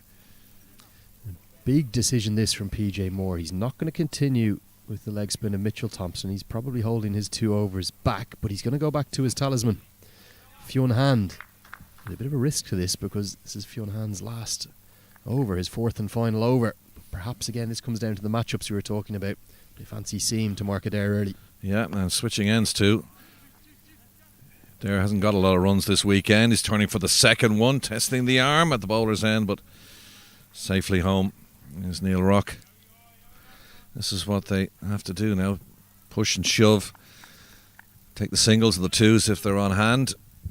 Mark Adair off the mark with his first ball. So 46 to win off 35. Still 6 wickets in hand. That's their trump card, really. The wickets in hand. And at this level, you would think they should ease to victory, but we've seen twists and turns over the last couple of days in these games. And that's nicely carved away by Adair, and he's quickly amongst the runs and just eases any pressure down to third man, beats the third man down there, and it moves his score on to 6 and 92 for 4. Yeah, he always scores quickly, Mark Adair. Just hasn't quite got going with the bat yet this weekend. But I just wonder, was it perhaps the better play to have gone spin to him? He was yet to face a ball. He would have had Mitchell Thompson, who's just taken the big wicket of Georgeson. The ability to bowl to Adair early in his innings rather than the extra pace on the ball. Again, that's down towards third man. He's not going to cut that off, is he? Nope. So that's 10 runs from the last 3 deliveries, and the shackles have been broken really by Adair's 3 deliveries faced. Gets 10 runs. Yeah, I think you're right. Putting a hand on may have been a mistake. Just nicely guided off the face of the bat down towards that third man area, disappearing into the shadows. 10 runs from the last 3 deliveries and the hundreds up. Yeah, you're just giving Mark Adair the pace on the ball to work with at the start of his innings. Eventually they found the ball. Greg Ford burrowing in the hedges to find it. 14.3 overs down. Last rights of this, the 6th and final game, the 12th and final innings of this 3-day cricket. Hope you've enjoyed the coverage. I certainly have been enjoyed being here the last couple of days, and he just loses his line and length as well, trying to keep the ball close to Mark Adair, perhaps misses out. But we'll have an extra ball to face and another one to the total, 101 for 4. Yeah, 13 or 11 runs, in 3 deliveries, just changing things. The 100 comes up in the 15th over. Adair's little cameo already swinging the pendulum for the Knights. And that's another 4. That's a gimme as well. Hand has been expensive in this over. 1 for 13 before this, and he's already gone past that in this over. Nicely done by Adair. Just chopped that away, and with the speed, all he had to do was just guide it down to that third man region, and the umpire at the far end with the familiar signal of 4. That's better, but maybe too little too late. Yeah, you just feel this over has taken all the momentum that the Reds had worked so hard to build up. It's taken it out of them, almost like the air being popped out of a balloon here. They've just been crushed by 14 from 5 deliveries from Mark Adair. Unless they can find a wicket here. Looks like the Knights coming back on top. Well, Mark Adair is going to retain the strike as Hand finishes his spell. 1 for 29, but he was 1 for 13 with 3 overs completed, so that was a very expensive over, and it swung the pendulum back in favour of the Northern Knights. Yeah, such an impressive, brilliant 3 overs from Fionn Hand. Just giving it away a little there with that final over. 16 coming from it. That's the Knights batting card. Probably see Ross Adair or maybe John Matchett in. Probably John Matchett in at 7, Ross Adair at 8. And just a surprise to me was not bowling spin to Mark Adair first up. That's what you want to do. A little bit like someone like Barry McCarthy. You know, he's a lower order hitter, hits the ball, but you can give yourself a chance early by bowling the spin to him. Instead, Adair has felt the pace onto the ball. He's got 15 off 6. And in what's been a really topsy-turvy game. The two umpires, sorry to jump across, the two umpires are consulting there. I think they may have actually playing the wrong ball. So there's been a lot of white balls disappearing into the bushes behind us, away to our right-hand side. And I think I heard Paul Reynolds say that's the wrong ball. So they took the ball off Jack Carthy, and now they're going to call it Kevin Gallagher to get a replacement. This is unusual. It's like golf, isn't it? That's not my ball. No penalty shots in cricket, of course, but no, very unusual, and really good eyes from either Alan Neil or Paul Reynolds, whoever spotted it. Because, yeah, when the ball goes down into the bushes, and look, the right one's just been found from nowhere. So I think we just played 2 balls with a different ball there, or maybe 3. But all of a sudden, the correct one's been found. That's the number of balls in and around the Pembroke Cricket Club. All over the place they are. Yeah, that's right. Little known man with a plastic bag will be around after the conclusion of play to pick them all up in those bushes and setting them down on the strand as well, perhaps for a tenner a pop. So they continue with the fast bowling of Jack Carthy. Spin has been dispensed with. 1 for 5 in his first over. Mark Adair has come in and shown real intent for his 15 off just 6 he has faced, and he's now retained the strike. 32 off 30 to win, 6 wickets in hand, and that last over was expensive for the Munster Reds. Yeah, it really was. They're going to need to pull something very special off here now, just to run a ball needed, 6 wickets in hand.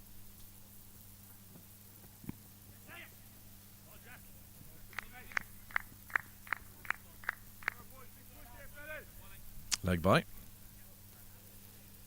Yeah, just angling in from Carty. Mark Adair can't make any contact. What this little blitz from Adair has done is it's taken any pressure off Neil Rock. He has shown that he's got the ability to clear the ropes recently in club cricket, but over the years, certainly at the higher levels, not a huge strike rate. He can just knock the ball around. Singles is all he needs to get. And he ain't waiting for singles, is he? Down the ground, and the fielder down there can't prevent it from going over the boundary ropes. And well, he said he might want to just nurgle and push it around. Says Rock, pumps one down the ground, 4 runs. Yeah, good use of the feet down the track. Carty had surprised Tector, the Knights captain, with that shorter delivery, freshened him up, which he scooped to mid-wicket to give the Reds real hope just a couple of overs ago. But Rock down the track, good aggression.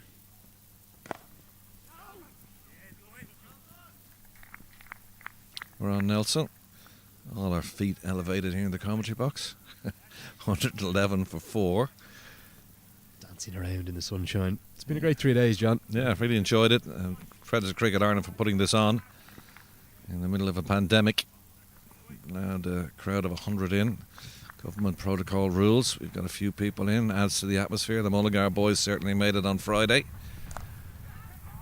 Cries of catch. Swear of the wicket. Not going to stop that. Powers all the way to the boundary for the second boundary of this over, and they're closing in on the total now. Plenty of wickets in hand, and the last couple of overs have certainly pushed this game in the Northern Knights direction. Good batting this, just giving himself a little bit of room outside his leg stump so he could access the offside. If he doesn't do that, John, that's a really tight line to do anything with. So just shuffling a couple of steps, which gets him the chance to get not just the width but also the elevation, and gets it up over backward point to. Couldn't even get close to getting a hand on it.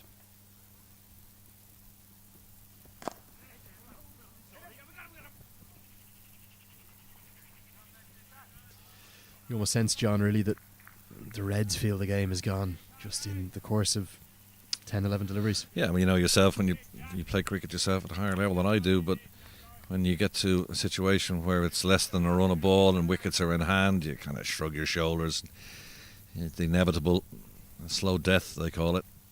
In cricketing parlance, around the wicket comes Carthy again. They can't just quit altogether, but that's a good save on the boundary by Lynch. Out there, diving away to his right-hand side. Good stop. Prevents the 4 runs. He's been brilliant out on the far side, the more difficult side of this ground to field. Tends to be rougher terrain, and look at how much ground he's made. That's a square drive. That's behind point. He's come 25, 30 yards at full pace, sprinted, dived full length and cut it off. They might know the game is gone, but they're not giving it up. 2 runs save. Brilliant from the youngster. Well, they're just going to check to see that it is fun on the boundary ropes, I think. There seems to be a bit of it, as you saw, the brains trust down at the far end of the ground. PJ Moore coming forward, the stand-in captain. No Tyrone Kane today for the Munster Reds. Went over on an ankle yesterday. So the Zimbabwean wicket-keeper is the one who's the stand-in captain today. Yeah, that's all confirmed. It was a good save down there. So 117 for 4 at the end of 16. Disappointing thing here for me, they haven't gone back to the spinners. It's always a risk bowling your spinners, but if the game's going to be lost anyway, why not give them a chance to influence the game? We saw Mitchell Thompson get the big wicket, and now he's been taken off, hasn't been brought back in. Going to Josh Manley again. Well, Mark Adair knew he missed out there, threw his head back in anguish, stepped away from his stumps, tried to again play it down to that third man region. Didn't get bat on ball. He remains on 15, and there's been a good cameo so far from Mark Adair. 21 to win now off 23. Wickets is what they need now.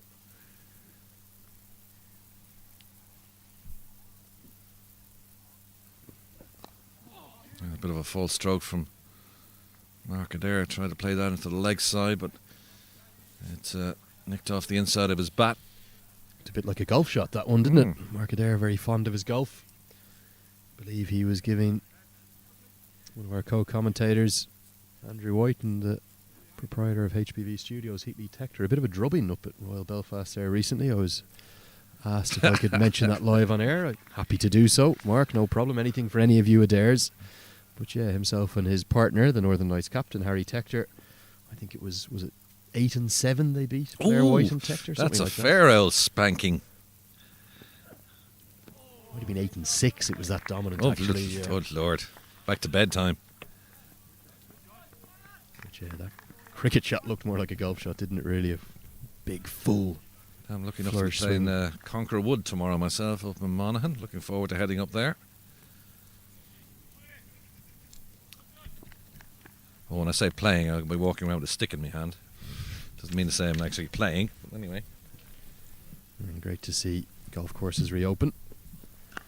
It's like the cricket grounds across the country, and that's all Rock needs to do, is just nudge it around. 19 to win off 20. Good tight stuff from Manley. He's really flourished in this role as the leader of the Munster Reds attack this summer.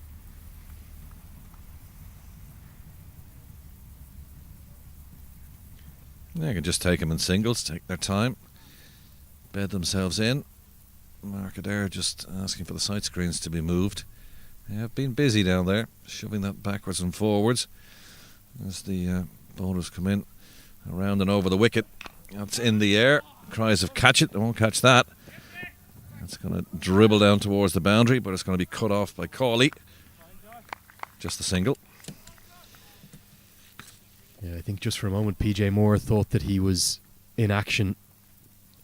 That additional lift, really good this from Manley, being able to get that extra bounce at this late stage of the festival. The same pitch for all 6 matches, just extracting that lift from this same end of the ground as it's so often brought up from. 18 to win off 19. 6 wickets in hand still. Great shot. Lovely shot up and over the side screen. That's stand and deliver time there. Neil Rock, what a beautiful shot that is. Real scream of anguish from the bowler as well. The shout was no, man. He's just bowled it into the slot. And Neil Rock has just lifted it high and handsome over the side screen, over the watching Graham Ford, over the watching Stuart Barnes, who I was talking to and might be on the boundary chat a little earlier. He's had quite a good weekend, Neil Rock. Good with the gloves. Arguably looked the most proficient of the 4 glovemen on show from all of the 4 sides. Yeah, certainly that ends that over. So 3 overs to go and just 12 to win. Rock on 19, Adair on 17. Good little cameo this. Taking the score from 90 for 4 to 126 for 4. And they're bringing on Aaron Cawley, who opened the batting, or opened the bowling, I should say, from this commentary box end. And very successful early on. Cawley, 2 overs, 1 for 9. The spin has been dispensed with. Going with the quick boys towards the end of this innings, and it hasn't paid off. Yeah, Cawley's had a great weekend as well. Bowled impressively. Just a little adjustment in the field now.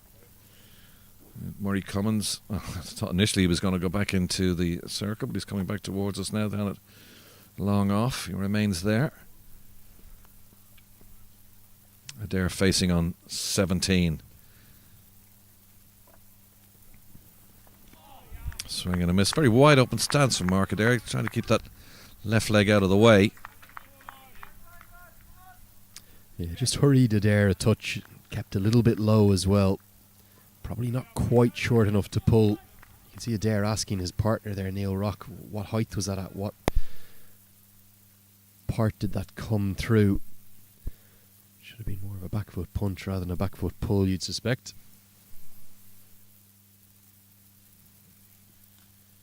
Oh, that's nicked, and Moore can't pick that up. First slip would have taken that. That's a wild swing from Mark Adair, and he has added 4 to his total, and also to the Knights, and now less than 10 runs required. And Cawley with another whelp. Disappointed with that. PJ Moore couldn't even get a glove on it. It would have been a sensational catch behind the stumps. Adair's been a little streaky, but these runs have come at a good clip. Brilliant Yorker. Good demonstration of what Cawley could bring to a side here. Back of a length, nearly castles him the top of off, finds the outside edge, so nearly clung on to behind the stumps, and then the perfect Yorker after that.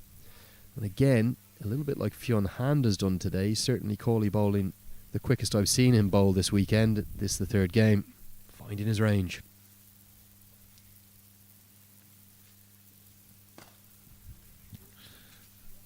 Well taken. It may be little too late, but it's taken in the deep. And Mark Adair perishes on 21, but he set a platform for victory here, just 8 to win off 15 deliveries and 5 wickets in hand, but it's a good take. Yeah, Fionn Hand, you haven't been able to keep him out of the game. In fact, you haven't been able to keep him out of the festival, really. He's lit things up with everything he's done. That spectacular one-handed catch off his own bowling that's gone viral around the world.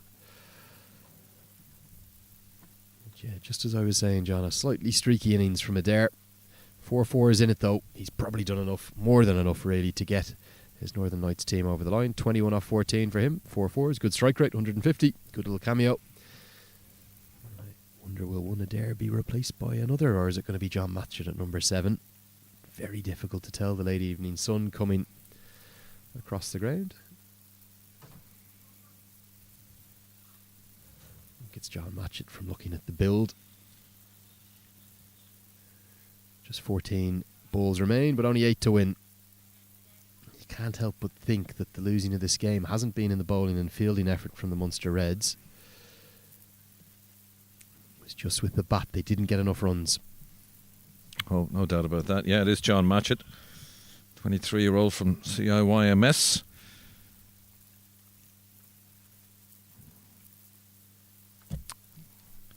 Came in originally for Jeremy Lawler, who went over on his ankle. He's in now with the winning line in sight. Batsman did cross, so it's Rock facing. 7 to win.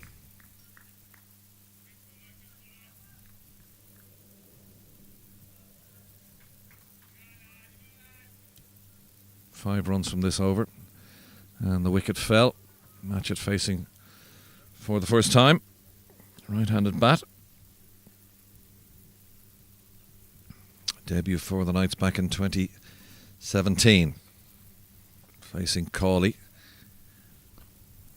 That's well bowled, but slightly worked down to third man for a single. And that ends the 18th over. So 12 balls remaining, 6 to win, 132 for 5.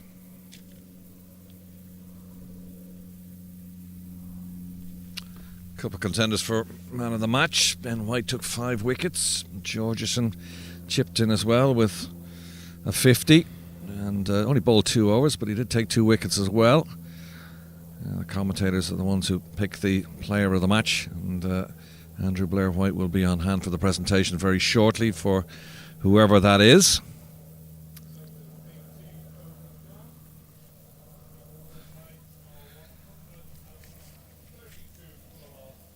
PJ Moore made 49 in the Munster Reds innings. Little cameos towards the end between Aaron Cawley and Josh Manley as well, 16 and 23 respectively, taking them to a modest enough total of 137. It never appeared like it was going to be enough. And that over from hand has taken this game away as Mark Adair scored 16 from it. It's a good stop, well a half stop anyway, but they're able to get through for a single. Yeah, saved 3 runs here, Greg Ford. Munster fighting right till the very end.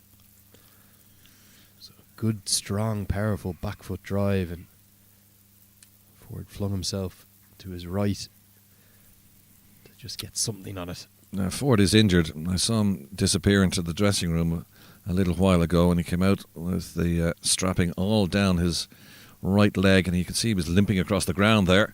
Short delivery down the leg side. Reynolds says that's 1 for the over, so no wide. 5 to win off 10. Yeah, sharp bouncer that from Manley. Has been some questions asked of Neil Rock against the short ball, so he is going to face that a little bit. Difficult for a left-hander with the right arm quicks coming around the wicket at them. The ball angling in towards your helmet. And that's in the air, and that's one way to win it, all right.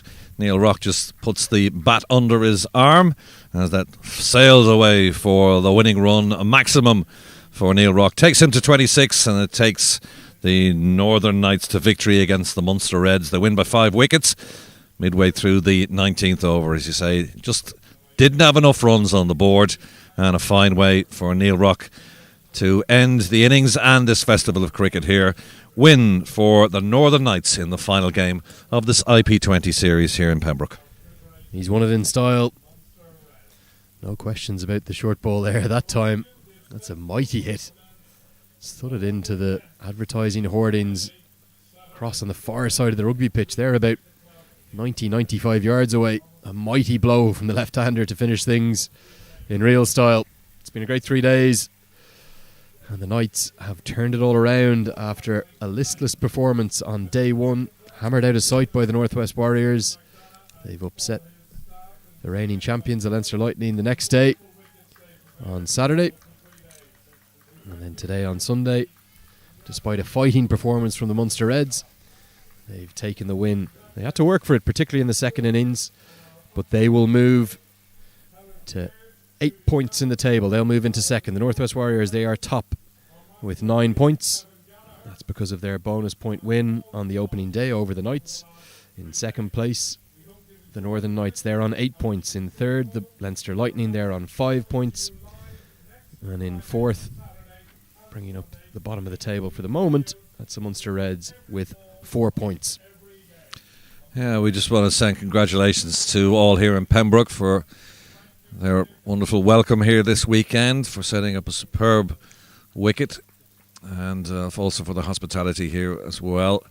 To Cricket Ireland as well for setting up 3 tremendous days of cricket to all 4 teams as well. And we got different winners right throughout the weekend as well. Nobody walked away with this opening session, and that's our match summary.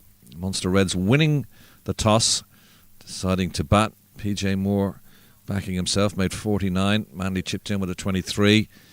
But some good bowling performances. Georgeson just 2 overs, but I said 2 wickets for 8 runs. White, though, 4 overs, 5 for 30. An outstanding bowling performance from him. Harry Tector and Mark Adair chipped in with a wicket each. Yep. Pretty comprehensive in the end. 9 balls to spare. Might not sound like a lot, but it's enough to get the Knights over the line. Georgeson 51 off 41. PJ Moore 49 off 24. But as we've continued to see throughout the week, batsmen kept getting into the 30s, 40s or 50s. And they just then got out. So Neil Rock's 26 not out, helping get the Knights over the line, but it was an impressive bowling performance led by the leg spin of Ben White. What a star in the making he is, that young man. Ben White 5 for 13, the best figures of the weekend, the tournament's leading wicket taker. He's got 10 wickets. Don't want to give away the player of the match just yet, but there's only one choice for me. Let's find out whether it's going to be PJ Moore, Luke Georgeson, or will it be Ben White? Over to Andrew Blair White to find out. Thanks for joining us. Over to the player of the match. Thank you, Andrew, and welcome to the Player of the Match presentation for Game 6 of the IP20 Festival here between the Northern Knights and the Munster Reds. The Knights winning today's game by 5 wickets, chasing down 137 that the Munster Reds set. There was PJ Moore with 49, Luke Georgeson with 51, but the player of the match for his 5 for 13 from 4 overs is Ben White. And Ben, you must be very pleased with both your individual performance and the Knights winning today. Yeah, absolutely over the moon. We set out yesterday that we wanted to back up the performance yesterday, so obviously disappointed in the first day to beat comprehensively, but yeah, no, today we're really happy with the performance, and obviously it's nice to contribute. And at the start of this year, you made a big move to go up and play for the Northern Knights, play your club cricket up in the NCU as well. How have you been finding it? Yeah, no, it's been absolutely brilliant. Yeah, I've really settled in nicely, so all the lads are really good blokes, so yeah, really enjoying myself. And you were over in Utrecht with the Irish squad, obviously series against South Africa and Zimbabwe coming up this year. Are they squads you really want to be getting involved in? Yeah, I'd like to put my name forward for them anyway. Like, I'm not trying to get ahead of myself or anything. I'm just trying to do what I can to put my name forward. So, yeah, long may it continue, hopefully. And the Knights are very impressively have come back, as you said, after losing on the first day to win those 2 games. You must be a very content camp with how you've played the last 2 days. Definitely. Like, we have the momentum now going into Breedy next week, so I think we're all very pleased with that, and yeah, look forward to next week. And looking forward to Breedy. Bringing that momentum, as you say, in T20 cricket is so massive going into it. Big time. Yeah, definitely. And it was very much a thank you to Ben White, who bowled superbly today with his 5 for 13 from 4 overs. We really hope you enjoyed the coverage brought to you by HBV Studios in conjunction with Cricket Ireland today, yesterday and on Friday throughout the whole of this IP20 festival. And I'd like to remind you that we are on in Breedy, bringing you every ball from every game next Friday, next Saturday and next Sunday. So make sure to stay tuned. From myself, Andrew Blair White, from Andrew Leonard, from John Kenny and all the team here in HBV and in Cricket Ireland. We hope you enjoyed it, and we'll see you next week.